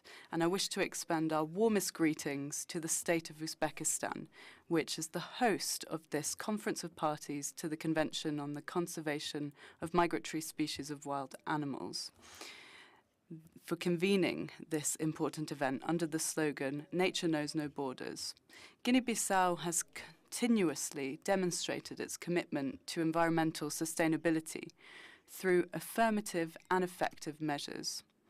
Indeed, over the past 20 years, we have ensured that over 26% of national land has been declared as protected areas, hosting important ecosystems and habitats for various migratory, terrestrial, marine, and coastal species. It's an honor to be able to share the experience and efforts undertaken by Guinea-Bissau in terms of transboundary and international cooperation for the conservation of migratory wildlife species. Our country stands out on the international stage as a key bastion for the conservation of threatened migratory species. Dear participants, ladies and gentlemen, allow me to share with you 3 examples of our efforts. As for marine turtles, the country hosts 5 of these remarkable 7 migratory species during their breeding season, including the green turtle, which is classified as endangered on the IUCN Red List of Threatened Species. This species can be found in the Bijagos archipelago in Guinea-Bissau, one of the most important breeding sites, with 10,000 turtles nesting there each year, making it among the 6 most important sites for this species worldwide. Through scientific research carried out in collaboration with the Sub-Regional Network of Protected Areas and Portuguese universities, it was discovered that these turtles migrated towards feeding sites in 5 West African countries and waters off the coast of Accra in Ghana. Surprisingly, some of these turtles crossed the Atlantic basin towards feeding sites in Brazil, over 4,000 kilometers away. As for migratory birds, the Bijagos archipelago in Guinea-Bissau plays an absolutely crucial role in their migration, as the 3rd most important site on the East Atlantic flyway in terms of bird concentration, and it's the 2nd in Africa, following the Arguin Bank in Mauritania. The most recent studies show that there are links between the Bijagos archipelago and 18 other countries along the flyway. The birds which were individually tagged had been found to have migrated north up to Norway and Iceland to the west. As for large mammals, the forest elephant carries out permanent migration between neighboring Guinea and Guinea-Bissau. We identified expansion routes for these elephants, and data show it's essential to invest in transboundary connectivity to strengthen the circulation of genes and expand the migratory area of this threatened species. Dear participants, ladies and gentlemen, in order to ensure knowledge, Guinea-Bissau has invested in strengthening of collaboration at unprecedented levels in terms of policy, institutional and research aspects involving different national and foreign bodies, and this has enabled us to map migratory routes of several species populations through innovative tracking, satellite and genetic analysis approaches. We hope that the outcomes of this Conference of Parties will be based on a partnership focused on solidarity, trust, and recognizing the potential of each and every one of the parties. We're aware of our weaknesses, but we're also aware of our potential and the importance of our countries in ensuring the maintenance of globally threatened species. Lastly, I wish to reiterate our commitment as a country when it comes to preserving critical ecosystems and migratory species of international importance. This was demonstrated this year on the 1st of February with the nomination of the archipelago of Bijagos for inscription as a Natural World Heritage Site as a migratory biodiversity hotspot. However, it's important to highlight the urgency of strengthening international cooperation in protecting migratory species by strengthening scientific research to provide key data for guiding effective conservation strategies. Thanks to transboundary collaboration and knowledge and resource sharing, we can ensure the survival of these species and thus preserve the biodiversity which supports life on our planet. This is a legacy that we must pass on to future generations, and it is a testament to our commitment towards a more sustainable and harmonious world. Thank you.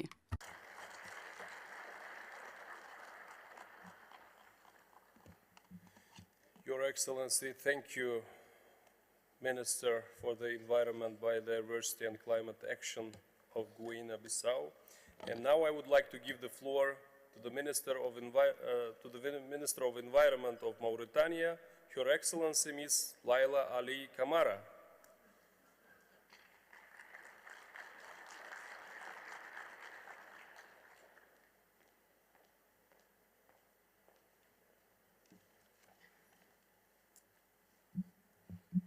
Dear Excellencies, ladies and gentlemen, dear participants to this 14th Conference of the Parties of the SMS. First of all, I would like to thank the Republic of Uzbekistan for its warm welcoming.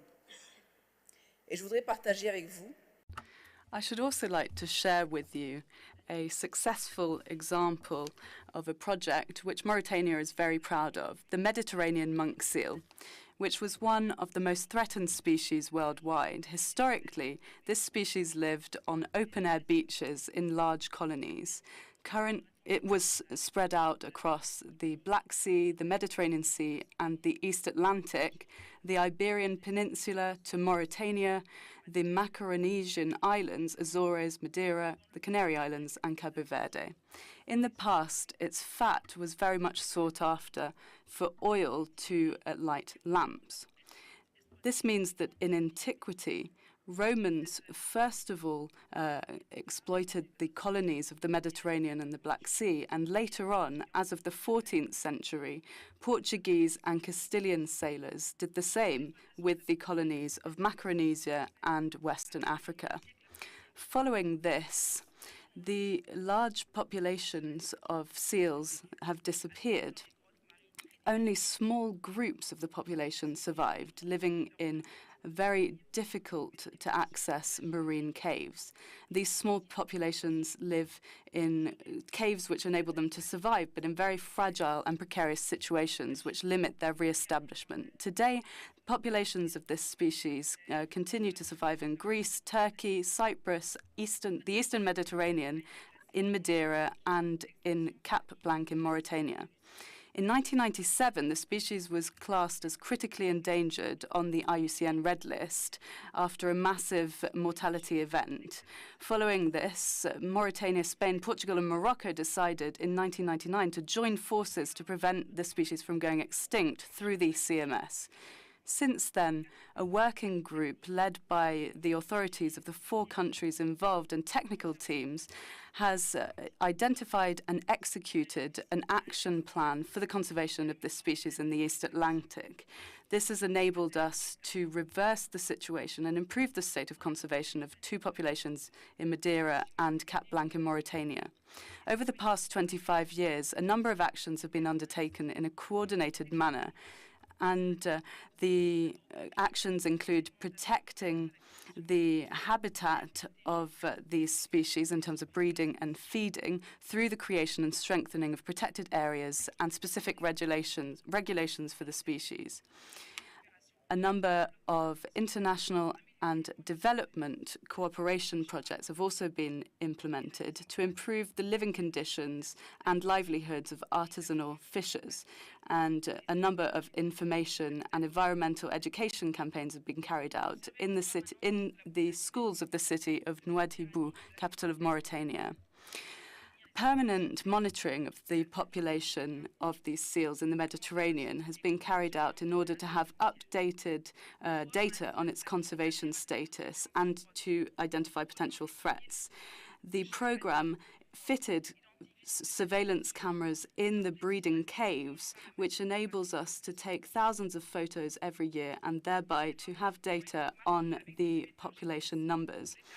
The seals were also tagged with GPS transmitters in order to identify the extent of their movement, the feeding sites, and the level of interaction or overlap with potential threats. Today, 2 populations of the Atlantic are protected, and the number of animals surviving in the Atlantic exceeds 400 individuals.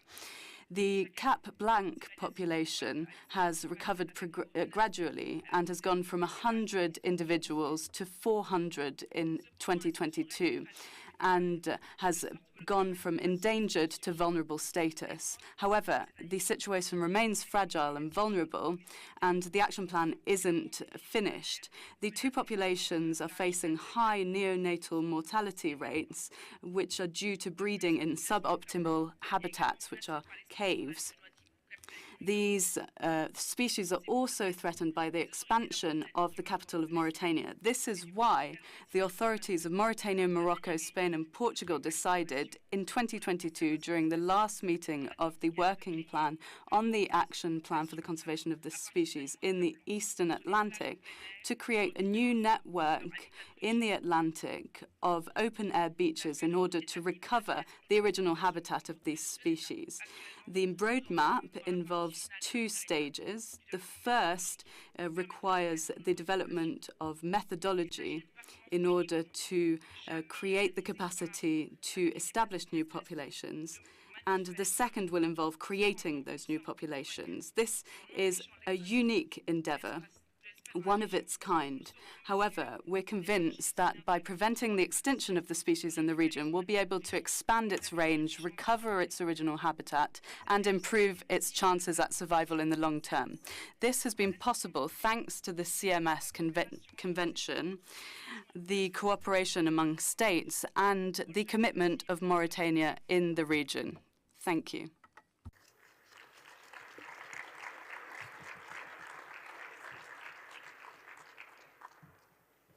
Thank you, Your Excellency. And now I would like to give the floor to our third high-level participant, but I would like once again kindly request our honorable speakers to keep these interventions up to a maximum of 3 minutes, and note that full remarks will be made available on the CMS COP14 website.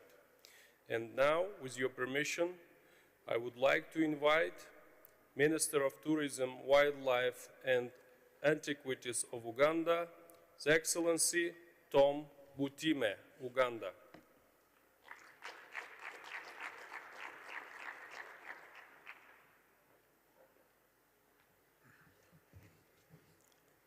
Thank you. First of all, I would like to extend the gratitude of the delegation from Uganda to the Republic of Uzbekistan for hosting this conference, and the city of Samarkand for receiving us and the hospitality extended. Regarding today's specific topic, Uganda has generated immense and incredible experience concerning management of transboundary ecosystems and international cooperation in the conservation of migratory wildlife species. Uganda's cooperation and collaboration with other countries and partners is not simply by choice, but by a constitutional and policy obligation, as well as commitment under the various regional and international agreements to which we are party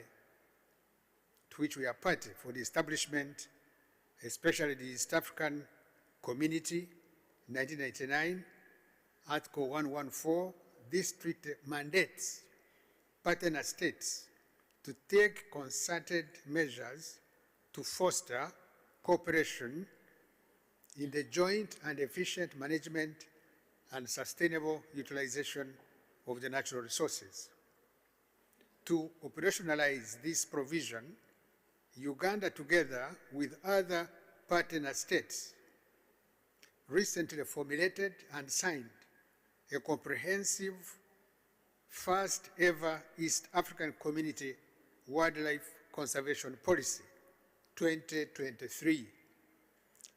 That policy seeks to facilitate, among others, aspects coordinated and strengthened cooperation to effectively manage cross-border habitats and migratory wildlife species. Some work has already been done. As some of you may be aware, Uganda hosts over 50% of the world's remaining population of mountain gorillas.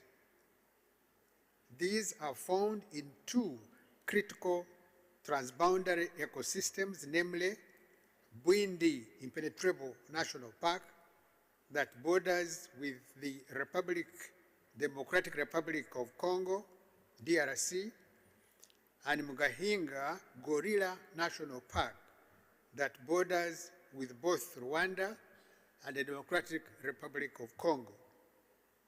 To enhance protection and conservation of these endangered iconic species, we have signed the Greater Virunga Collaboration Treaty, GTVC, a cooperation framework that brings together the three countries of Uganda, Rwanda, and the DRC.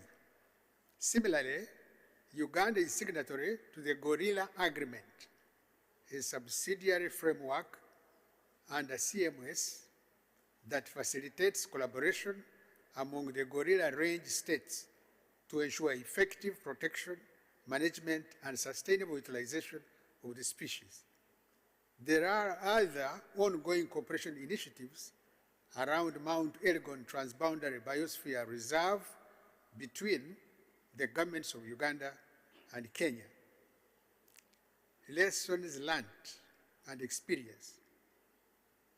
Because of implementation of the above cooperation arrangements has yielded impressive positive results, including coordinated tourism planning and development, resulting into increased number of visitors to East Africa to the numbers of 36 to 37,000 by 2019 at Bwindi National Park. It has enhanced revenue generation from gorilla tracking and other tourism activities to the tune of $16 million generated annually prior to COVID-19 for Uganda alone.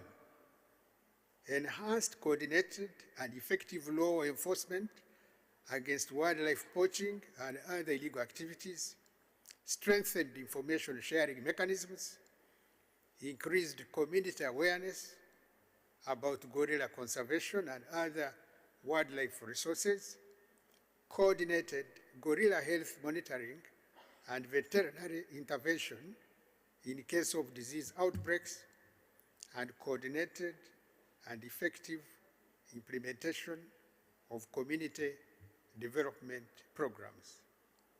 These initiatives have culminated into increased Virunga massive gorilla population from an estimated 620 individuals in 1998 to 1,063 individuals by 2021.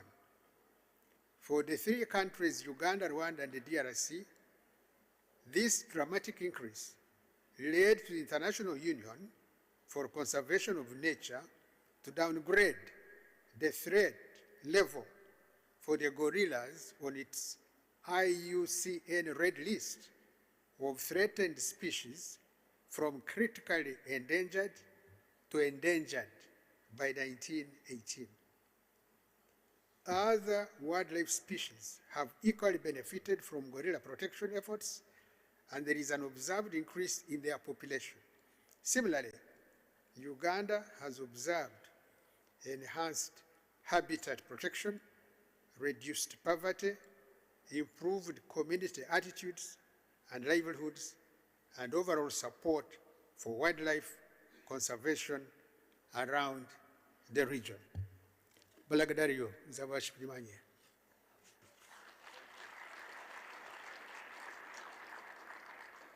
Thank you, Your Excellency, Mr. Tom Boutime. And now I would like to invite the CEO of the Egyptian Environmental Affairs Agency, His Excellency Dr. Ali Abu Senna.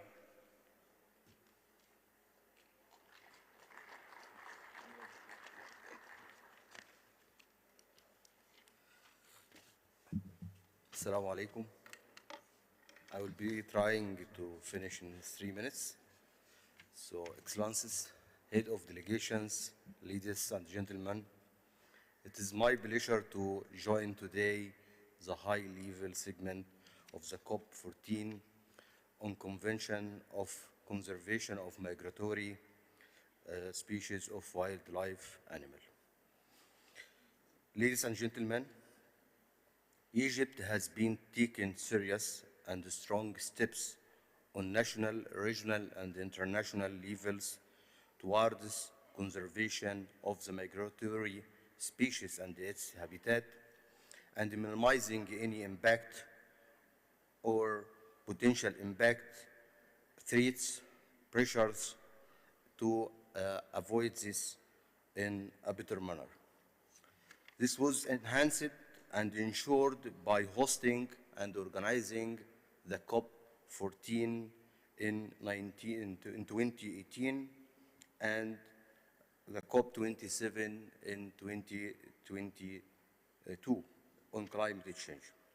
Also, Egypt was always calling for the linkages and complementary between the three conventions on the biodiversity, on the climate change and desertification to maximize the impact on the environment. Ladies and gentlemen, I would like to just briefly show and share with you some success stories that Egypt was doing over the last 10 years, ensuring the conservation of the migratory species. The first case that I would like to share with you related to the protection of migratory soaring birds in the Rift Valley and Red Sea flyway, which is the second most important flyway all over the world, with more than 2 million birds are passing it per year. What was the challenge? The challenge that Egypt has planned to increase its investment in the renewable energy was more than 6 gigawatt in this area in the path of the flyway of such important birds. So what was the solution? Adopting many mitigation measures, and this program has been implemented by the Egyptian government with UNDP and support from the BirdLife International Organization.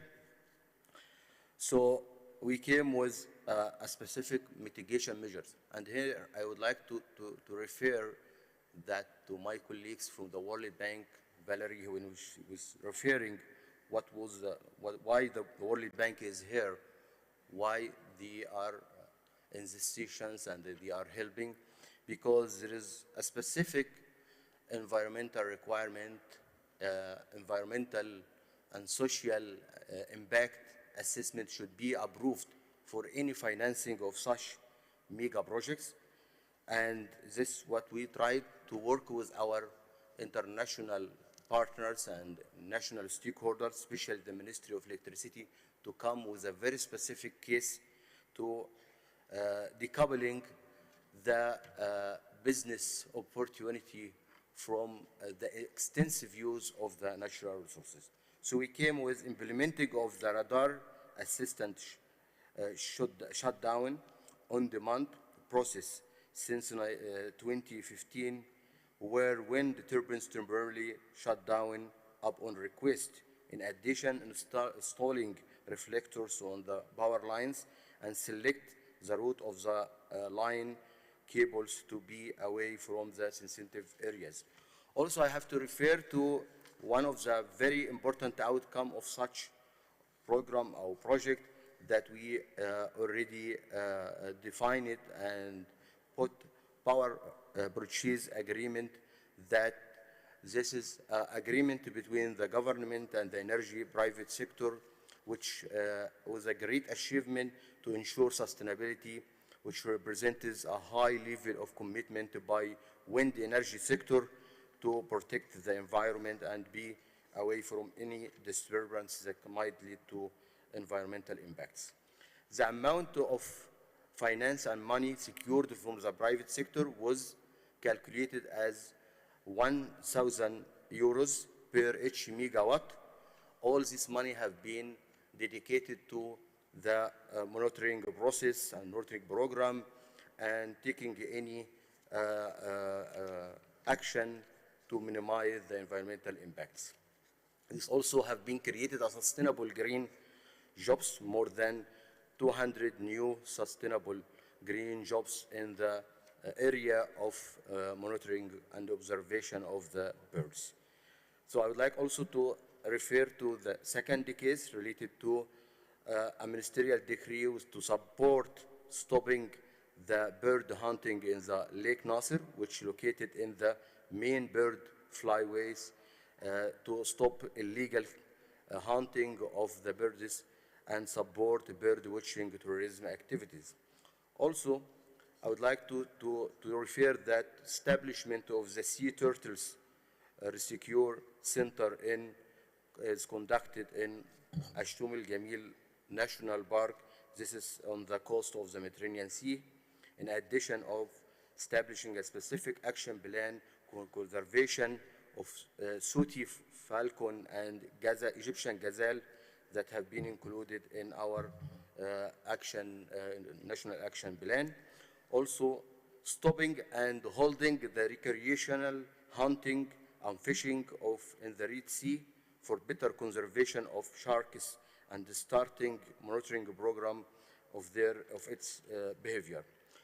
The last one I would like to refer also, a program have been working between the Egyptian government and the United Arab Emirates with support from the International Fund for Hobara for rehabilitation of the Hobara birds in the north coast of Egypt. The first result is showing that more than 95% rehabilitation of such type of birds in the area. This also giving a good case for the Egyptian government. Finally, Egypt appreciates the contribution of the Convention of the CMS to all the consultation that led to adoption of the post-2020 global framework, including the process on cooperation between biodiversity-related conventions. And I would like to thank again the government of Uzbekistan for holding and hosting such important meeting, and thanks again for the hospitality. Thank you.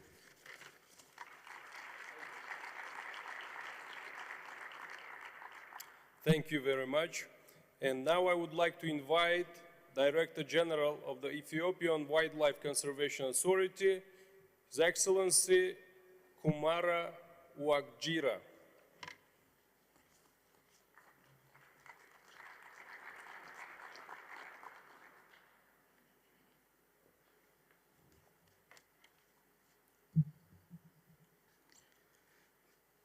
Honorable Ministers, Honorable Head of International Organizations, delegates, distinguished participants, ladies and gentlemen, good afternoon. I'm also honored to briefly share with you the effort which Ethiopia has been undertaking to strengthen the conservation of migratory species through enhancing the regional and international cooperation. Ethiopia also shares international border with 6 neighboring countries where wild animals move beyond the political boundary. Ethiopia not only limited to the neighboring countries, we are also collaborating beyond with other countries with which we share migratory species.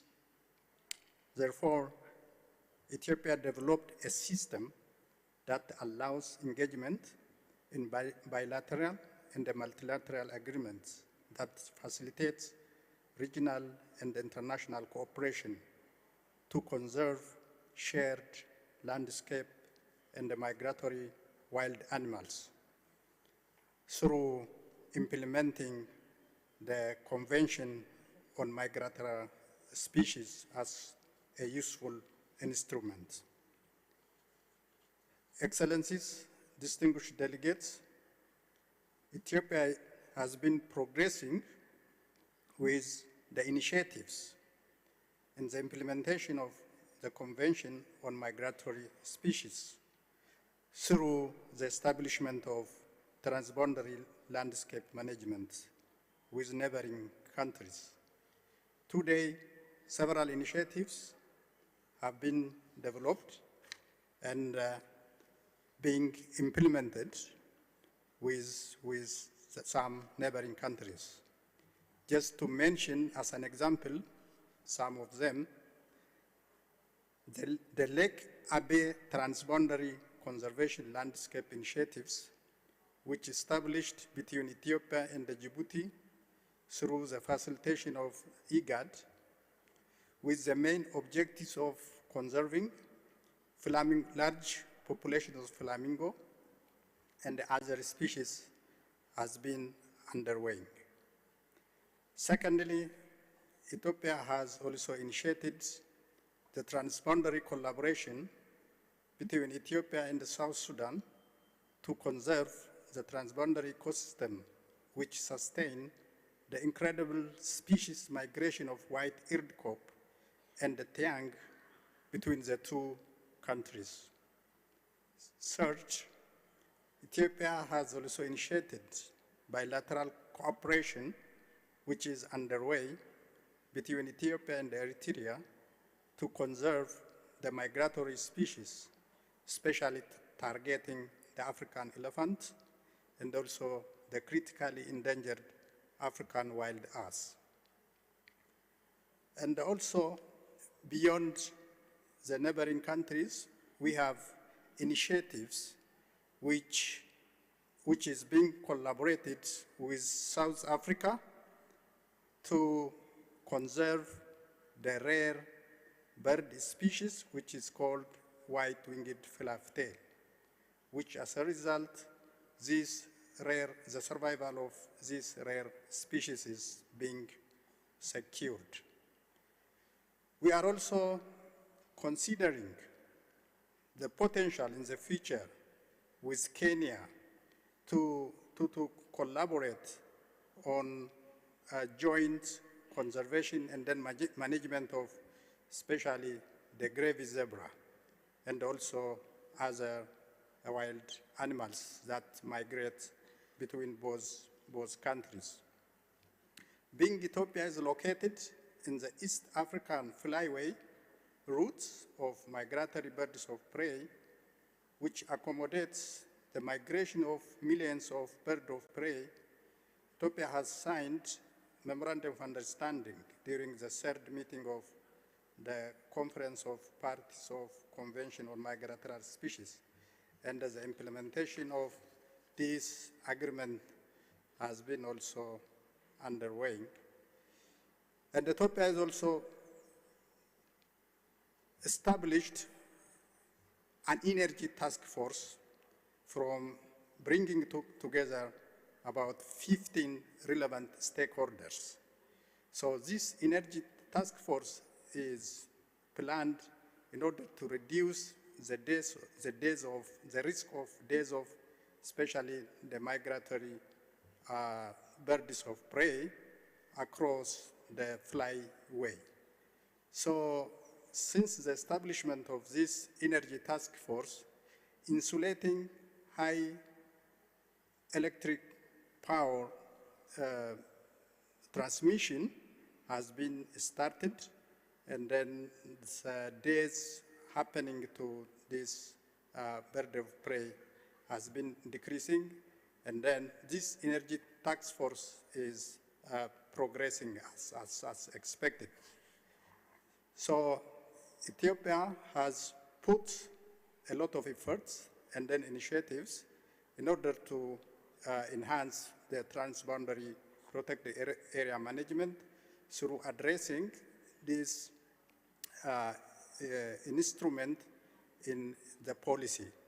So at last, but not least, on behalf of the Ethiopian government, I would also like to thank the government of the Republic of Uzbekistan for hosting all of us here in this beautiful and then historical city.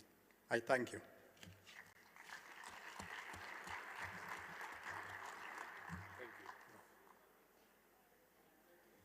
Thank you, Your Excellency, and distinguished guests, ministers, and high-level officials. You can take your seats in the audience. Now I would like to invite Her Excellency Ms. Bettina Hoffmann, Parliamentary State Secretary of the Federal Ministers for the Environment, Nature Conservation, Nuclear Safety, and Consumer Protection, Germany. His Excellency Mr. Moise Rasson-Moylin, Secretary General of the Ministry of the Environment and Sustainable Development, Madagascar. His Excellency Mr. Ernesto Adobo Jr., Under-Secretary of the Department of Environment and Natural Resources. Her Excellency Dr. Shaiha Salem Al-Zaheri, Secretary General of the Environmental Agency, Abu Dhabi, and Her Excellency Aurelia Boucher, Ambassador Extraordinary and Plenipotentiary to Uzbekistan from France. First, I would like to give the floor to Ms. Bettina Hoffmann.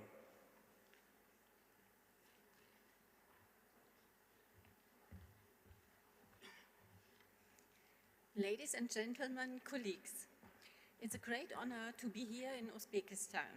Thank you very much for the warm welcome. I'm pleased to be able to provide input on experience from our region today. Thank you. The CMS focuses on migratory species. In this context, it's not enough to concentrate on protecting individual areas where these animals spend certain phases of their lives. All migratory species need open pathways for their regular migration. They need connectivity between the different habitats they cycle through and also stepping stones. Germany created a dense network of special protected areas as part of Natura 2000. It consists of areas protected under the EU Birds Directive and the Habitats Directive. With currently around 27,000 protected habitats covering 18.6% of the EU, Natura 2000 is the largest coordinated cross-border network of protected areas in the world, making an important contribution to the protection of biodiversity in the EU. The areas designated under Natura 2000 also need legal protection to ensure the necessary conservation. The measures required for their protection and development are mainly laid down in management plans. The actual measures are usually carried out locally or on a regional level. Their success crucially depends on cooperation with landowners and land users. Involvement of the public and the relevant associations is also essential. The cooperation and exchange of experience between EU member states in the context of Natura 2000 promotes a harmonized European approach to nature conservation policy. It makes for better implementation and mutual exchange of information. However, designating a network of protected areas is only one side of the coin. Many species also need links between protected areas. In this context, we are supporting a conservation project for the European wild cat. For example, wild cats are very sensitive to fragmentation and restriction of the habitat. Cooperation with decision makers in forestry, agriculture, hunting, local councils and administration, as well as the church and also with landowners, is the heart of the project.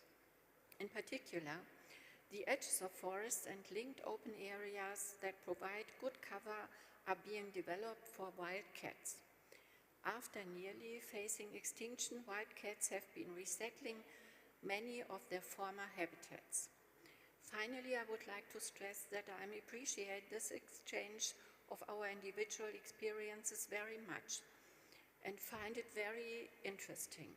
Apart from the resolutions and protection agreements, it is this exchange and the opportunity to learn from each other, from another, which make conferences and conventions like this so important.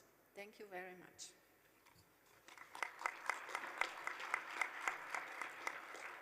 Thank you very much, Your Excellencies. Now I would like to invite Secretary General of the Ministry of the Environment and Sustainable Development, His Excellency Moïse Rassa Moylen, Madagascar.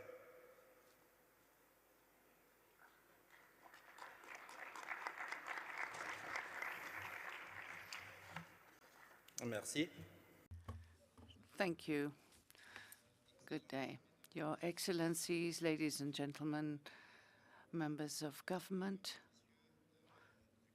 and members of the diplomatic corps, and those representing development and conservation agencies, and the representatives of international organizations, dear friends from the private sector, civil society, and the worlds of research, ladies and gentlemen, delegates, on behalf of the government of Madagascar, I join those who have spoken before me in thanking the government of the Republic of Uzbekistan and the Secretariat of the Convention for their invitation and the professionalism in the organizing of this CMS Conference of the Parties.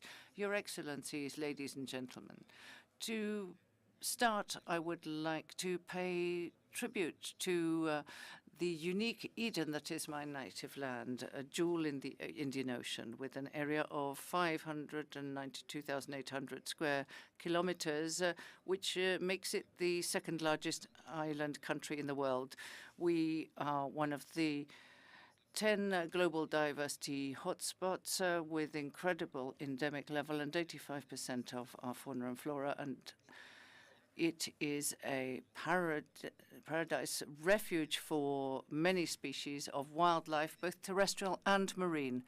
Indeed, Madagascar has 125 protected areas spread over 7 million hectares and more than 20 protected areas that are currently being created. We also have more than 2 million hectares of Ramsar areas across 21 Ramsar sites.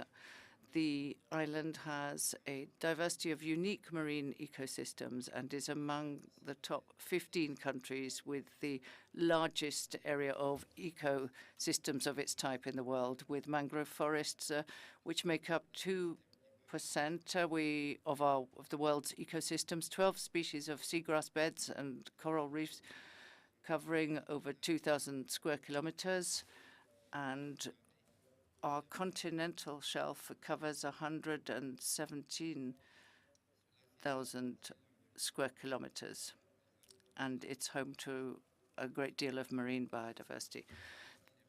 The Great Island is a sanctuary for migratory wildlife with the raptors, sea turtles, whales, and dugong sharks and rails. We have 108 migratory species, 52 of the 300+ bird species. We have migratory ones, and 8 of the species of sea turtles in the world are covered. 5 of them are covered in our country. So I'd like to highlight the efforts made by our politicians, administrators, researchers, scientists, the private sector, civil society, in putting into place policy, legal, and institutional frameworks at the level of the CMS instrument. And this is very important for the conservation of the African Eurasian migratory water birds, the conservation and sustainable management of dugong and their habitats throughout their range, the conservation and management of sea turtles and their habitats in the Indian Ocean and in Southeast Asia, the conservation of migratory birds of prey in Africa and Eurasia, and the conservation of rays and sharks. When it comes to whales on a regional scale in the southwest Indian Ocean, their population is estimated at between 12 and 15,000 individuals, and we can be proud of our leadership in their conservation. We are one of the few countries regulating their observation in their natural environment. And in terms of research, we also have rich experiences that we are ready to share. And we'd like to use this important opportunity to call for close cooperation among the countries of the Western Indian Ocean in the whale migration zone. We have shown that the contribution is important when we come to the fight against climate change. And we can see that the contribution of whales has been proven through research. And we'd also very much like to take the opportunity to invite you to the fabulous Whale Festival, which takes place in the month of July. Your Excellencies, ladies and gentlemen, we're aware that our joint fight for migratory species is important, but we are also very aware that money is the lifeblood, and operationalization of sustainable financing mechanisms for the financing of initiatives and sustainable management of natural resources, including migratory species, remains a huge challenge, in particular in the creation of protected areas. And on that subject, we are currently establishing 2 marine protected areas in the northwest zone. And we very much believe in the public-private partnerships role as a lever for financing of conservation and sustainable management, in particular through payment models that can be a real solution for many communities. Another potential approach involving the participation of the private sector is one where we work on prioritizing mitigation, and we have COMBO, the Conservation, Mitigation and Biodiversity Offset, and another project, NOCAMO, which is the North Mozambique Channel project. And we also work on the Blue Carbon project based on the conservation and restoration of mangroves. And there's a seagrass project currently underway in the northwest zone of Madagascar. This is a huge opportunity to generate incentives and income for local communities based on conservation and sustainable use of natural resources.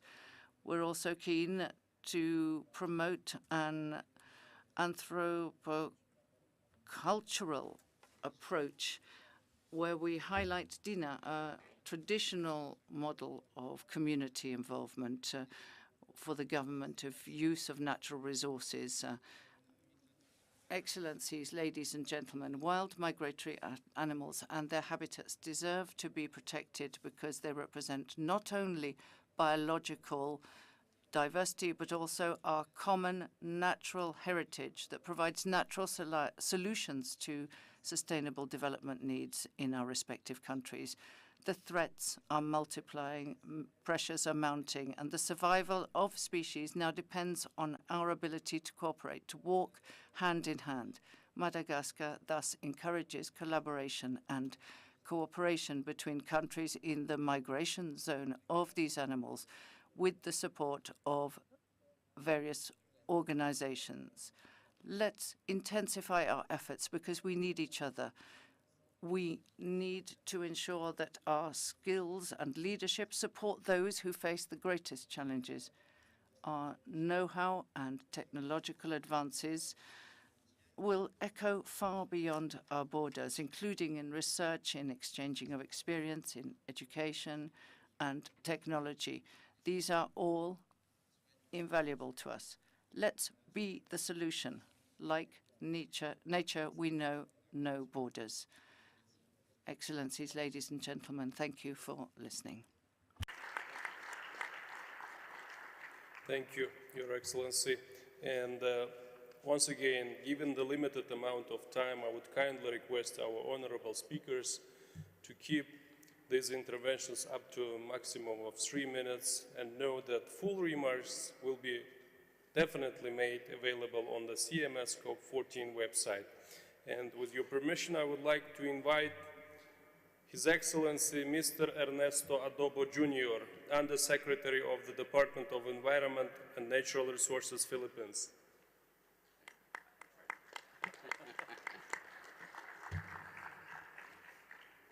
Your Excellencies, delegates, and to everyone, a pleasant afternoon.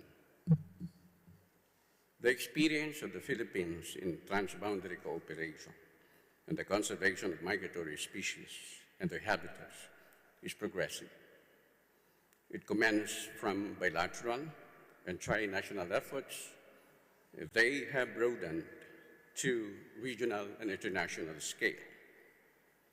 In 1996, the Philippines and Malaysia established the Turtle Islands Heritage Protected Area, or the TIPA, which is composed of 3 turtle islands in Malaysia and 6 in the Philippines. TIPA, a major green turtle rookery in Southeast Asia, hosts over 2,000 nesters annually and is recognized as the first trans-frontier protected area for marine turtles in the world.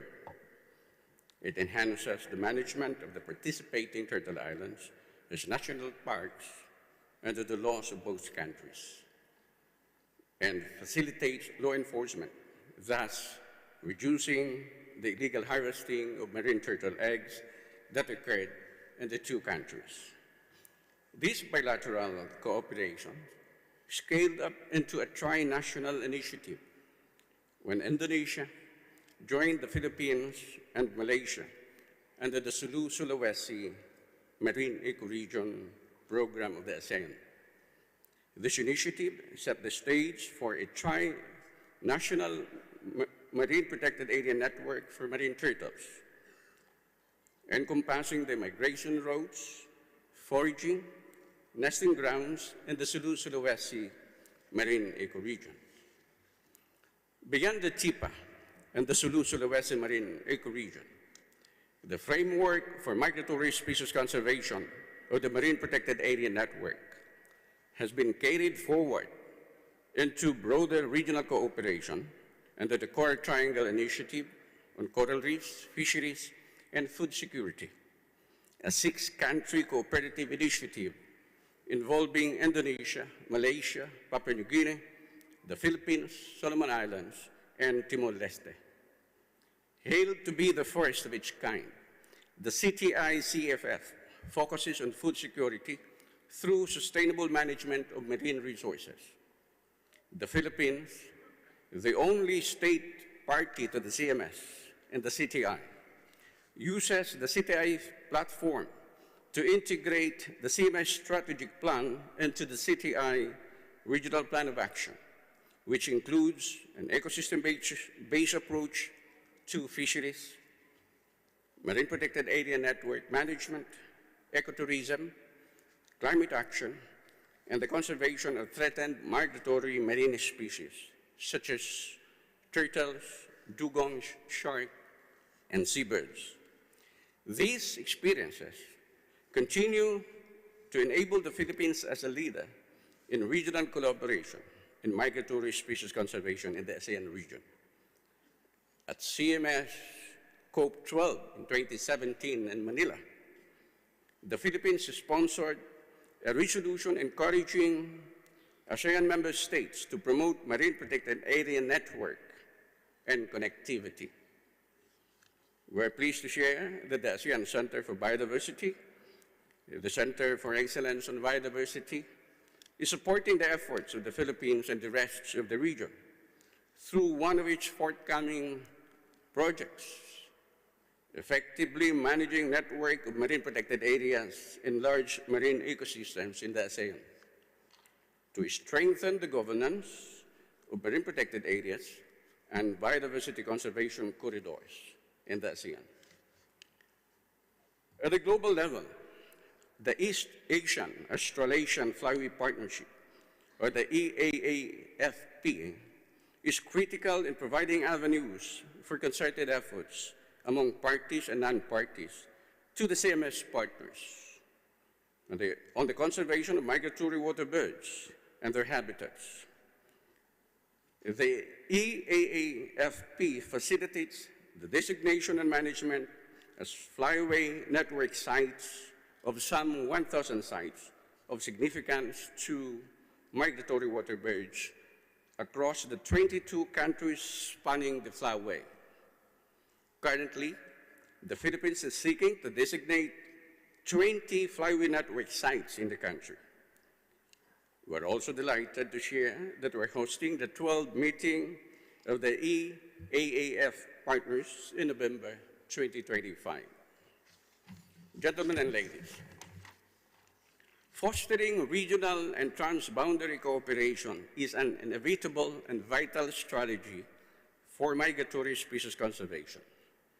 The Philippines will continue to include migratory species conservation in its national agenda, even as we strengthen and expand regional transboundary cooperation initiatives, especially in the ASEAN region, in parallel with the upscaling of our collective efforts to fulfill the goals and targets of the Kunming-Montreal Global Biodiversity Framework. Once again, thank you for engaging us in this dialogue, and a pleasant afternoon.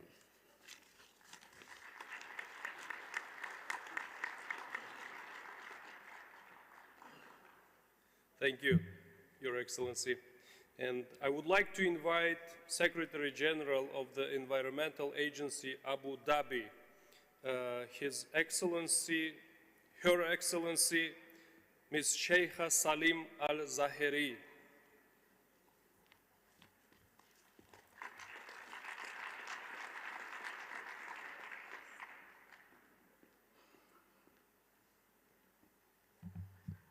Assalamu alaikum wa rahmatullahi wa barakatuh. Your Excellencies and distinguished guests, it is my pleasure to be here today in this historical Silk Road city of Samarkand. We have converged here for a worthy cause, the cause of migratory species conservation. We are committed to this cause wholeheartedly, not only since we signed the convention, but even much before. Our Hibara bastard breeding and release program, initiated in 1977, has successfully reintroduced over 625,000 Hibaras back into the wild.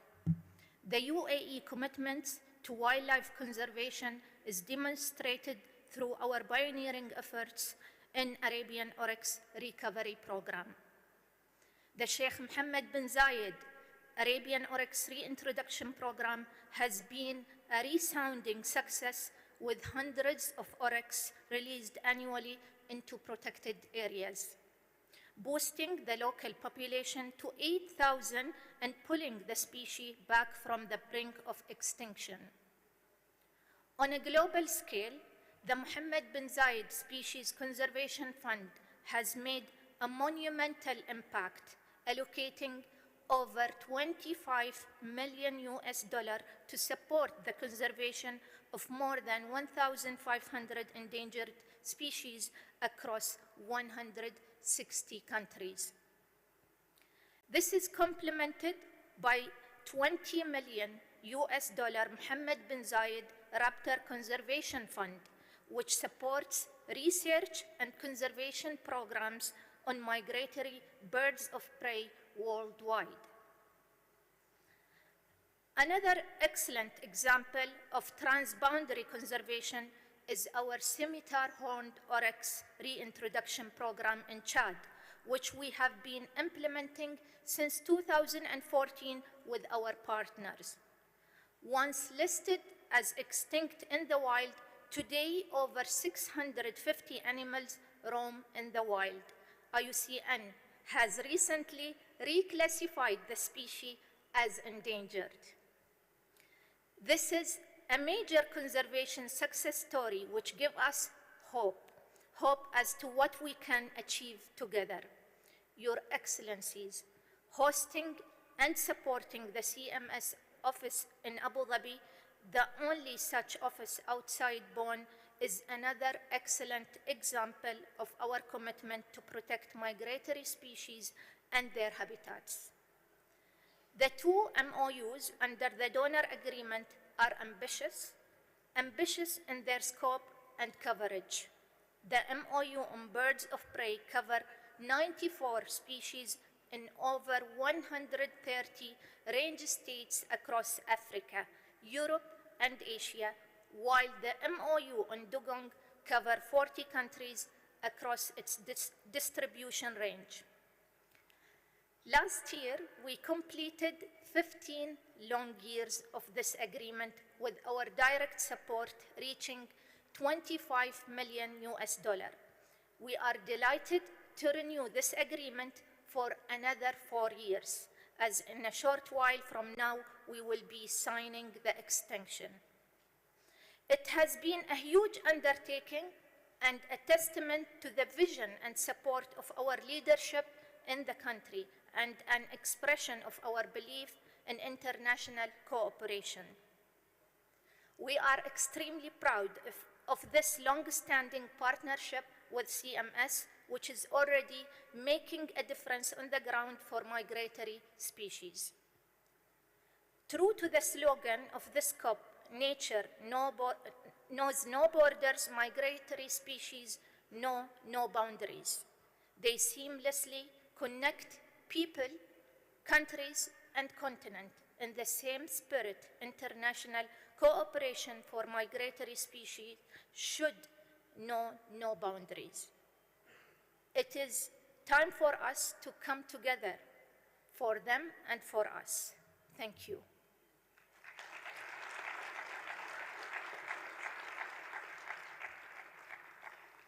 Thank you very much. And now I would like to invite Madam Ambassador Ms. Aurelia Boucher, Ambassador Extraordinary and Plenipotentiary to Uzbekistan, France. Your Excellency.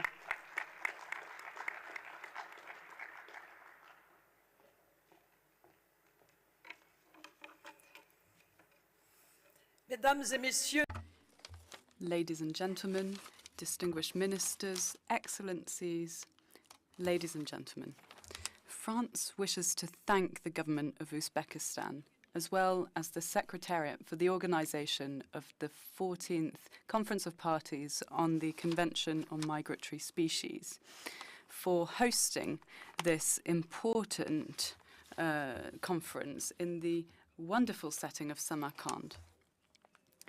This COP is taking place within the framework of environmental multilateralism, which is so important. There are 3 major COPs taking place this year, with the Rio Convention on the Climate, deserts, and biodiversity conventions.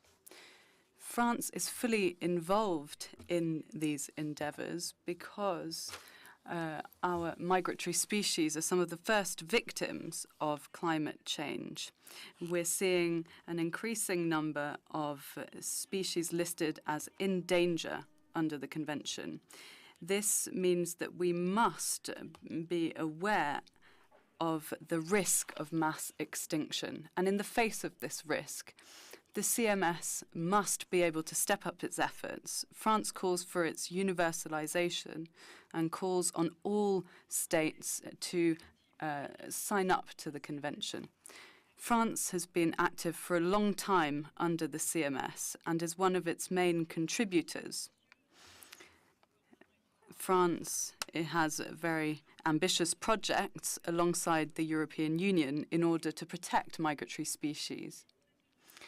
And today, I'm very pleased to announce before you that France, through the French Biodiversity Office, will be supporting with 200,000 euros worth of contributions 2 initiatives of the Secretariat of the Convention. The first focuses on ecological connectivity, and the second project focuses on the harvesting of or taking of migratory species. These are two important topics, as ecological connectivity plays a key role by connecting species habitats. It helps foster biodiversity and resilience in the face of climate change, as well as zoonotic diseases. In addition, the issue of the taking of migratory species is key, particularly when it comes to fighting the illegal taking thereof. France is very ambitious in its agenda for global biodiversity, and we're well aware of the challenges developing countries face when it comes to protecting biodiversity. And here, once again, France has risen to the occasion with financial commitments. Within the framework of the Kunming-Montreal Global Biodiversity Framework, France will be doubling its bilateral contributions for biodiversity to reach €1 billion by 2025. France is also taking action at local level, and just to give you one example, which is relevant here, Uzbekistan, I should like to highlight the efforts of the French Biodiversity Office, which has been supporting the remarkable efforts of the Uzbekistan government for the restoration of degraded land, the Aral Sea, and other important aspects. France also supports multi-stakeholder efforts which directly support the conservation of migratory species. In 2021, the Coalition of High Ambition for Nature and People was created to support people in developing countries to protect part of their land and seas and thereby protect critical habitats for species. This is a remarkable initiative, and I believe that other states should be called upon to join the coalition. France also supports the Africa Biodiversity Corridor initiatives, which aims to strengthen our knowledge and international cooperation on migratory corridors. And by way of conclusion, I would remind you that in line with the One Health Summit, in 2025, France will be hosting the conference on the Ocean Convention, which aims to bring together multilateral processes and ensure better protection of our oceans, mobilize funding, and strengthen scientific research on oceans. France will also focus on the key role of regional conventions. And within this framework, France will be putting forward ambitious proposals to better protect species such as sharks and rays. The protection of marine species will also be discussed during this conference. And we hope that the CMS will be able to contribute to the success of its work. I shall stop there, and I wish you every success in this conference, and thank you for your kind attention.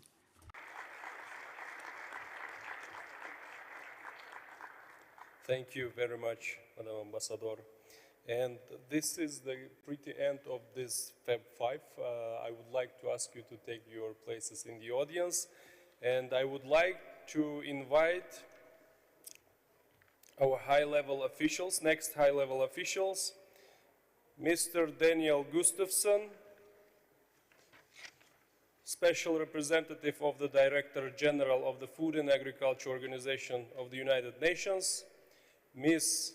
Marta Rojas Urrego, Executive Secretary of the International Whaling Commission, Dr. Rodney Jackson, founder and the president of Snow Leopard Conservancy, and Dr. Kastubu Sharma, International Coordinator of the Global Snow Leopard Ecosystem Protection Program.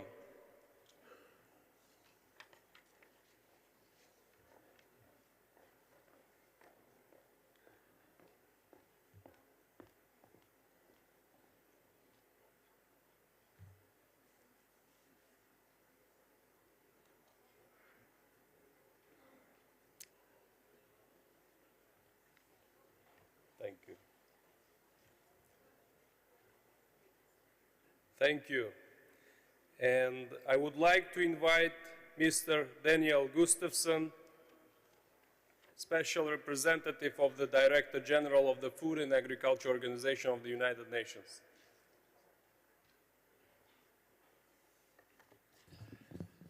Thank you very much. It's a real pleasure for me to be back in Samarkand and back in Uzbekistan in this wonderful facility, and a special privilege to speak on behalf of Food and Agriculture Organization.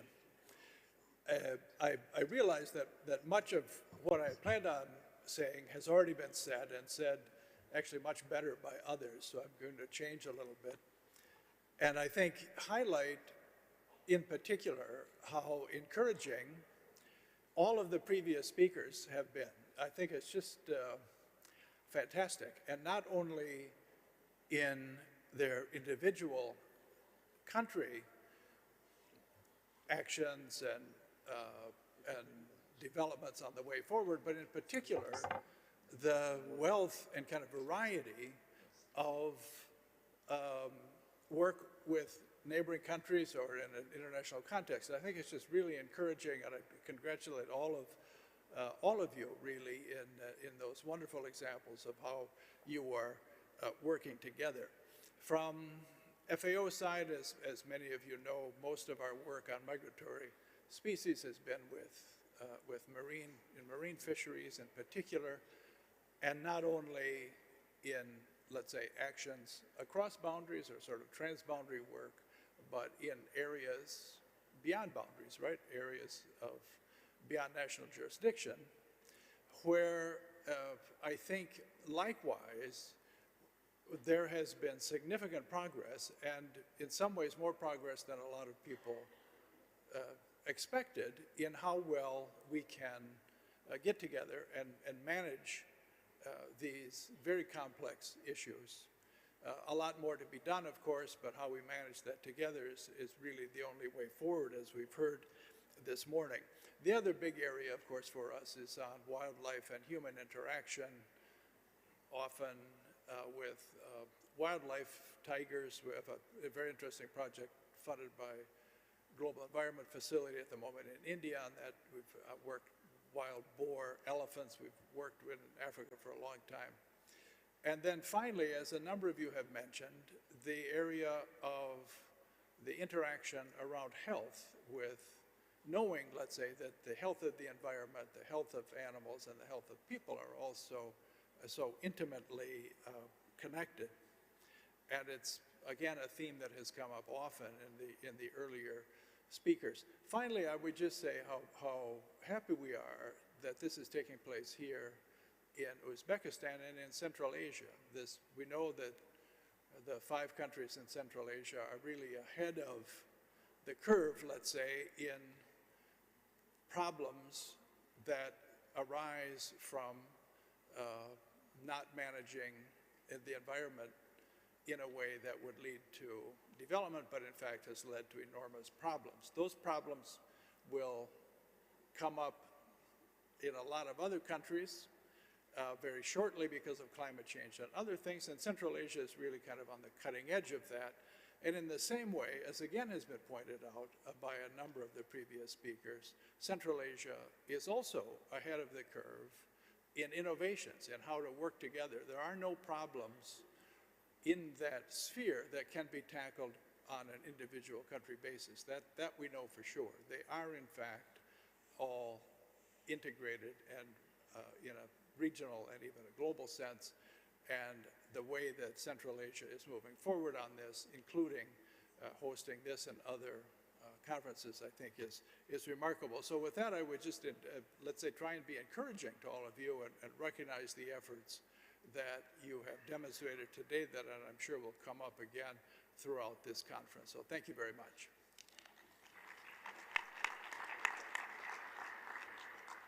Thank you very much, Mr. Gustafson.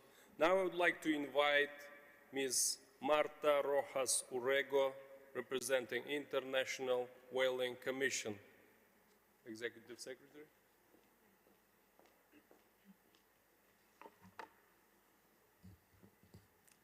Excellencies, distinguished delegates, I am very pleased to be participating in the COP14 of the Convention on Migratory Species on behalf of the International Whaling Commission, also known as IWC, which is an intergovernmental organization with a membership of 88 contracting governments established under the International Convention on the Regulation of Whaling. I would like to thank the government of Uzbekistan for organizing this high-level segment, and in particular for the focus on transboundary and international cooperation. Thanks also for the governments of Central Asia for their leadership in making this happen at the United Nations General Assembly.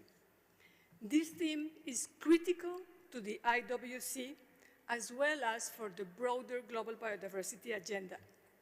Indeed, the IWC focuses on the conservation and management of whales and other cetaceans, many of which are migratory. Their survival thus depends on international collaboration and transboundary conservation efforts. But further, many of the major threats that cetaceans face today, such as bycatch and entanglement, underwater noise, ship strikes, climate change, and pollution, including from plastics, require international cooperation.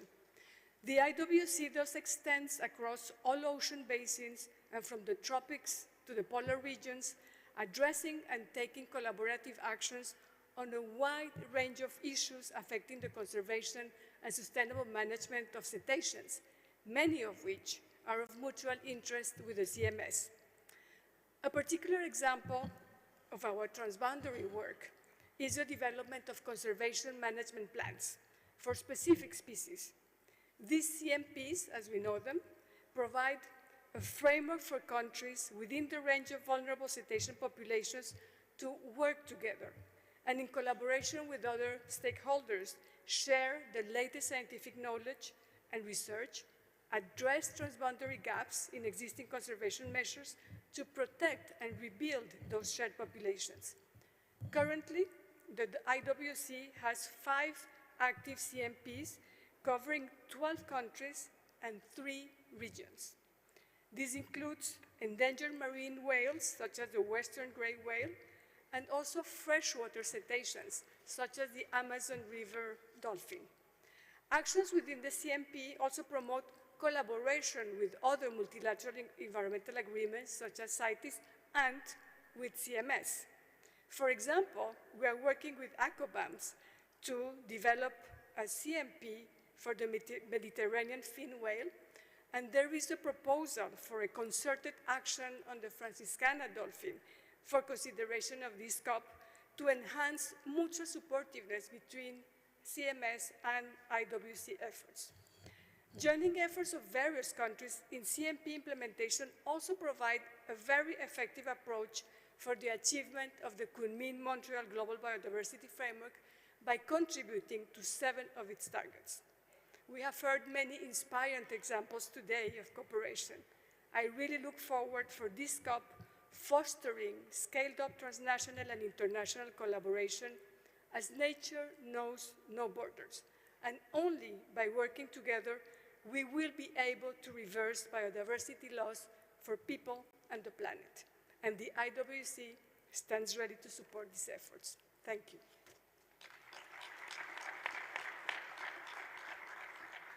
Thank you very much, Executive Secretary. I would like to give the floor to Dr. Rodney Jackson, founder and the president of the Snow Leopard Conservancy.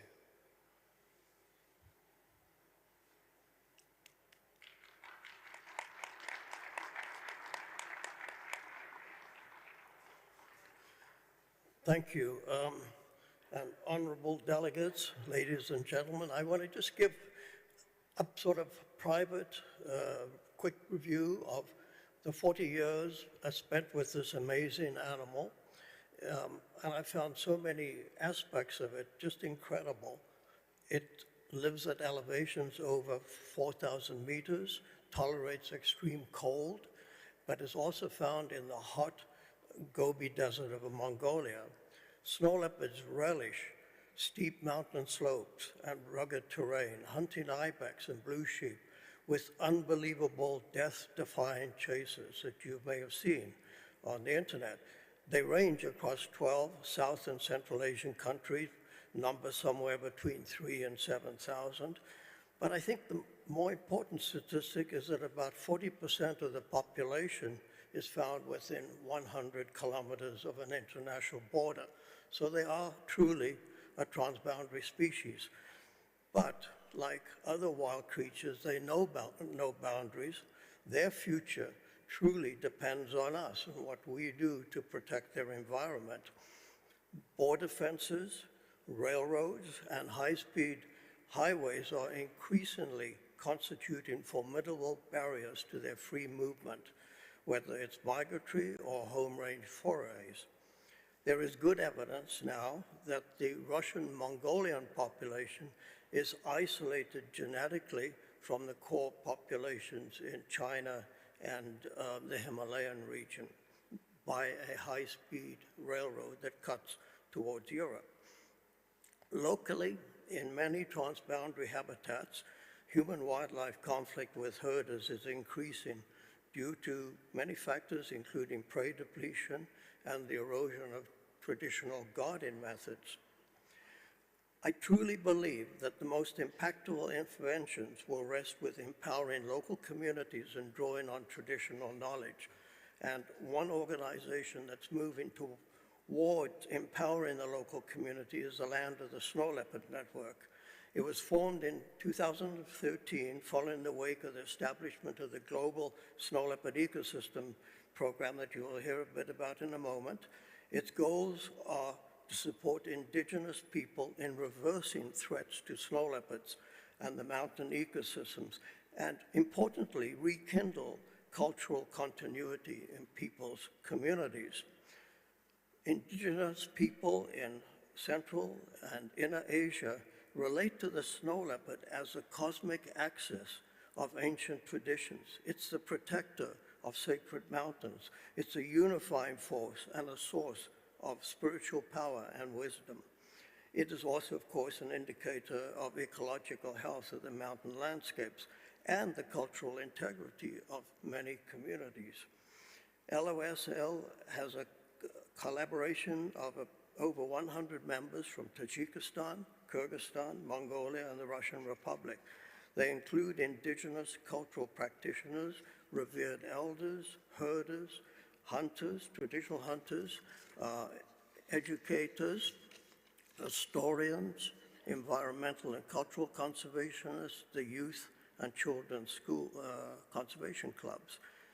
Through their ceremonies, their dialogues, and the integration of Western conservation science with traditional ecological knowledge, LOSL members are playing a crucial role in helping local communities reconnect with this ancestral wisdom, fostering a sense of responsibility for the sacred snow leopards and Mother Earth. Among their many remarkable achievements, really, are the releases of over a dozen snow leopards back into the wild after being caught predating upon livestock in countries like Tajikistan, Kyrgyzstan, and Mongolia.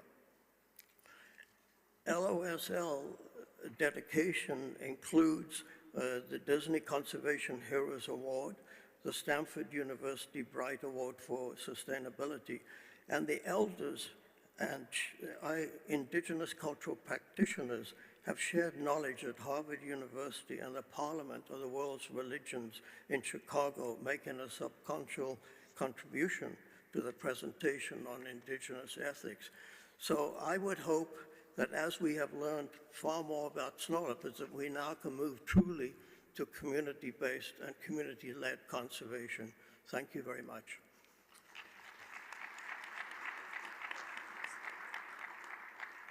Thank you, Dr. Jeffson, for your remarks. And I would like to invite our last speaker, Dr. Kostubo Sharma, International Coordinator of the Global Snow Leopard Ecosystem Protection Program.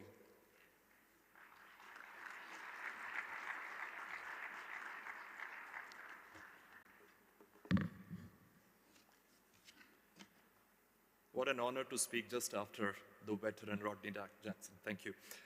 Excellencies, colleagues, and friends.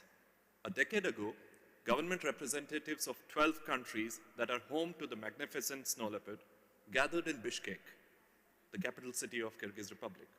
They were united by a common goal, that of protecting the majestic snow leopard and its high mountains. A multi-country collaboration was imperative for the species conservation.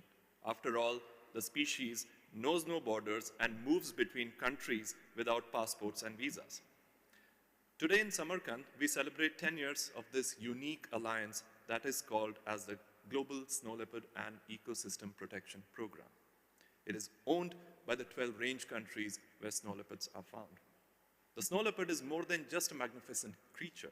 It is a symbol of the health of the region that is known as the Earth's third pole, because it stores not less than 7,000 trillion liters of fresh water.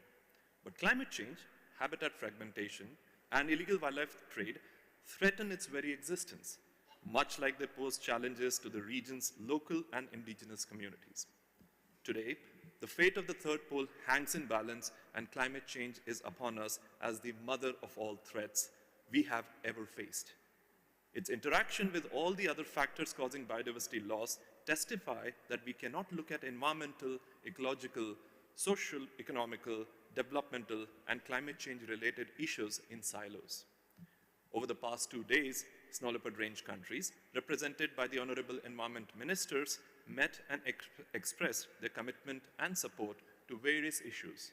These include combating impacts of climate change by strengthening resilience and supporting communities that are being impacted, safeguarding habitats by adopting best practices for infrastructure development, ensuring minimal impact on these fragile ecosystems, mobilizing resources to bridge funding gap and support conservation efforts, and recognizing the snow leopard as a positive symbol of resilience, human-wildlife coexistence, mountain ecology, and climate action. I would like to reiterate our heartfelt gratitude to the government of Uzbekistan and the Convention on Migratory Species for hosting the 8th Steering Committee meeting of the GSLEP program. A decade ago, we joined hands in Bishkek. Today, in Samarkand, that bond deepens. Staying true to the spirit of collaboration, we are committed to strengthening our joint effort for the betterment of the planet's biodiversity and humanity. Thank you very much.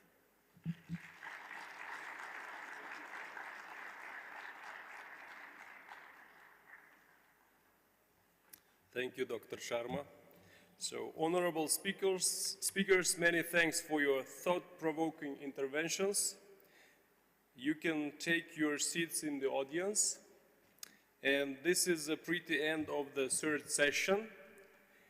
But we have a very special moment now. You can proceed. Which is linked to support for transboundary work in the region. I would like to kindly invite Honorable Dr. Shaiha Salem Al-Daheri, Secretary General of Environment Agency, Abu Dhabi, and Ms.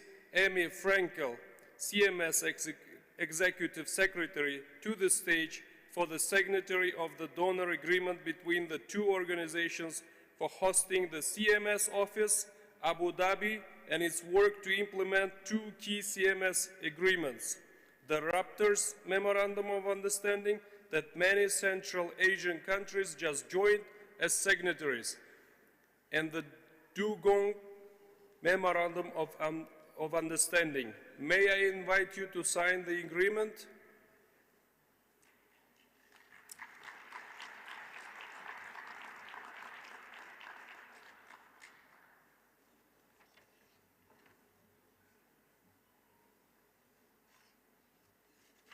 If you are ready, please proceed.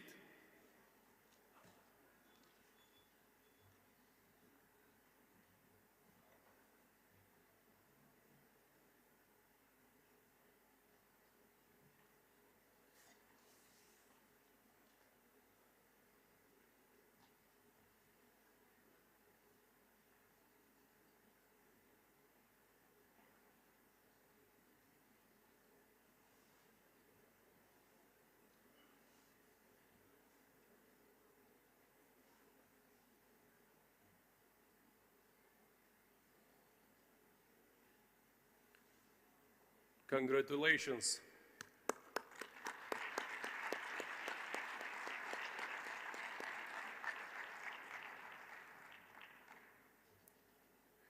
Dr. Al-Daheri and Ms. Frankel, congratulations once again, and please kindly take your seats in the audience.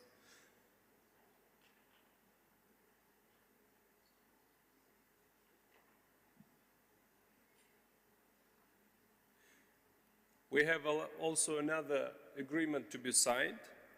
Now I would like to invite Mr. Aziz Abduhakimov, Minister of Ecology, Environmental Protection and Climate Change of the Republic of Uzbekistan, Mr. Daniel Gustafsson, Special Representatives of the Director General Food and Agriculture Organization, and Ms. Gretel Aguilar, Director General of the International Union for Conservation of Nature, to sign the Memorandum of Understanding within the project Solar Systems Land Use and Restoration Impact Program in Uzbekistan, funded by JEF.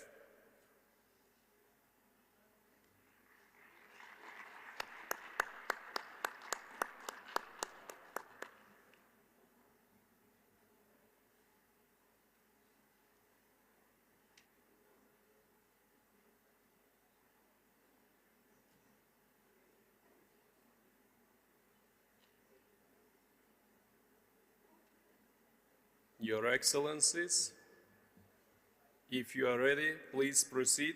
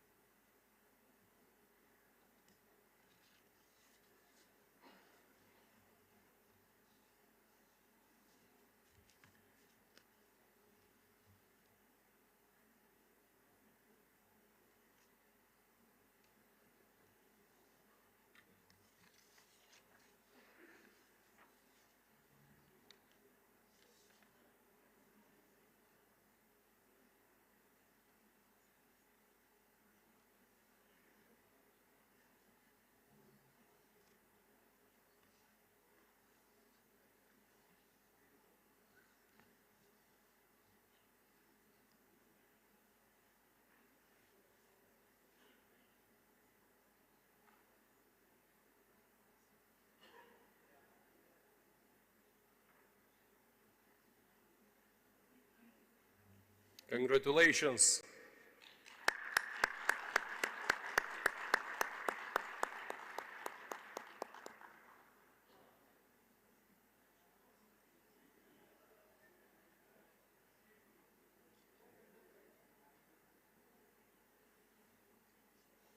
Thank you very much. Mr. Daniel Gustafsson and Ms. Gretel Aguilar, I would like to ask you to take your seats in the audience. Honorable speakers, it has been a great pleasure to moderate today's session. I'm also immensely grateful to all delegates for being here, and I hope that this event will inspire the negotiations of the coming days to enhance the conservation of migratory species of wild animals. On this note, I would like to hand the saying back to Honorable Minister Abduhakimov for his final remarks.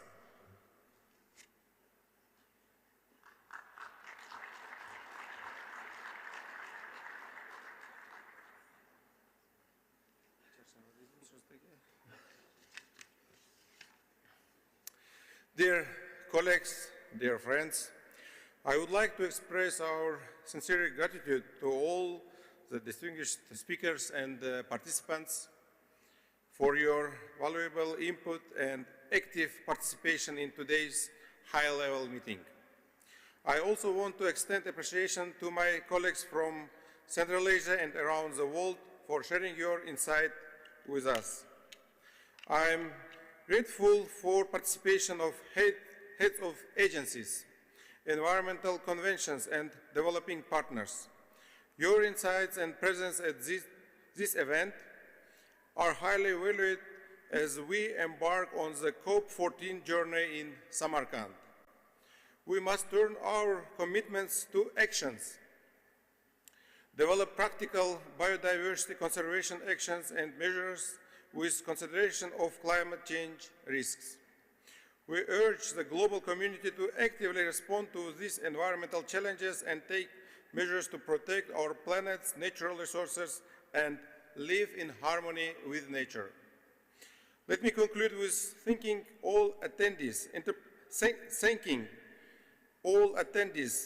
interpreters, moderator Mr. Umarov, CMS Secretariat for supporting us on organizing this important dialogue. I hope that the coming days will be full of constructive negotiations and discussions will lead to the development of beneficial action plans, programs, and new initiatives. I look forward to welcoming you all tomorrow morning at CMS COP14 opening session. Kat Rahmat. Thank you very much.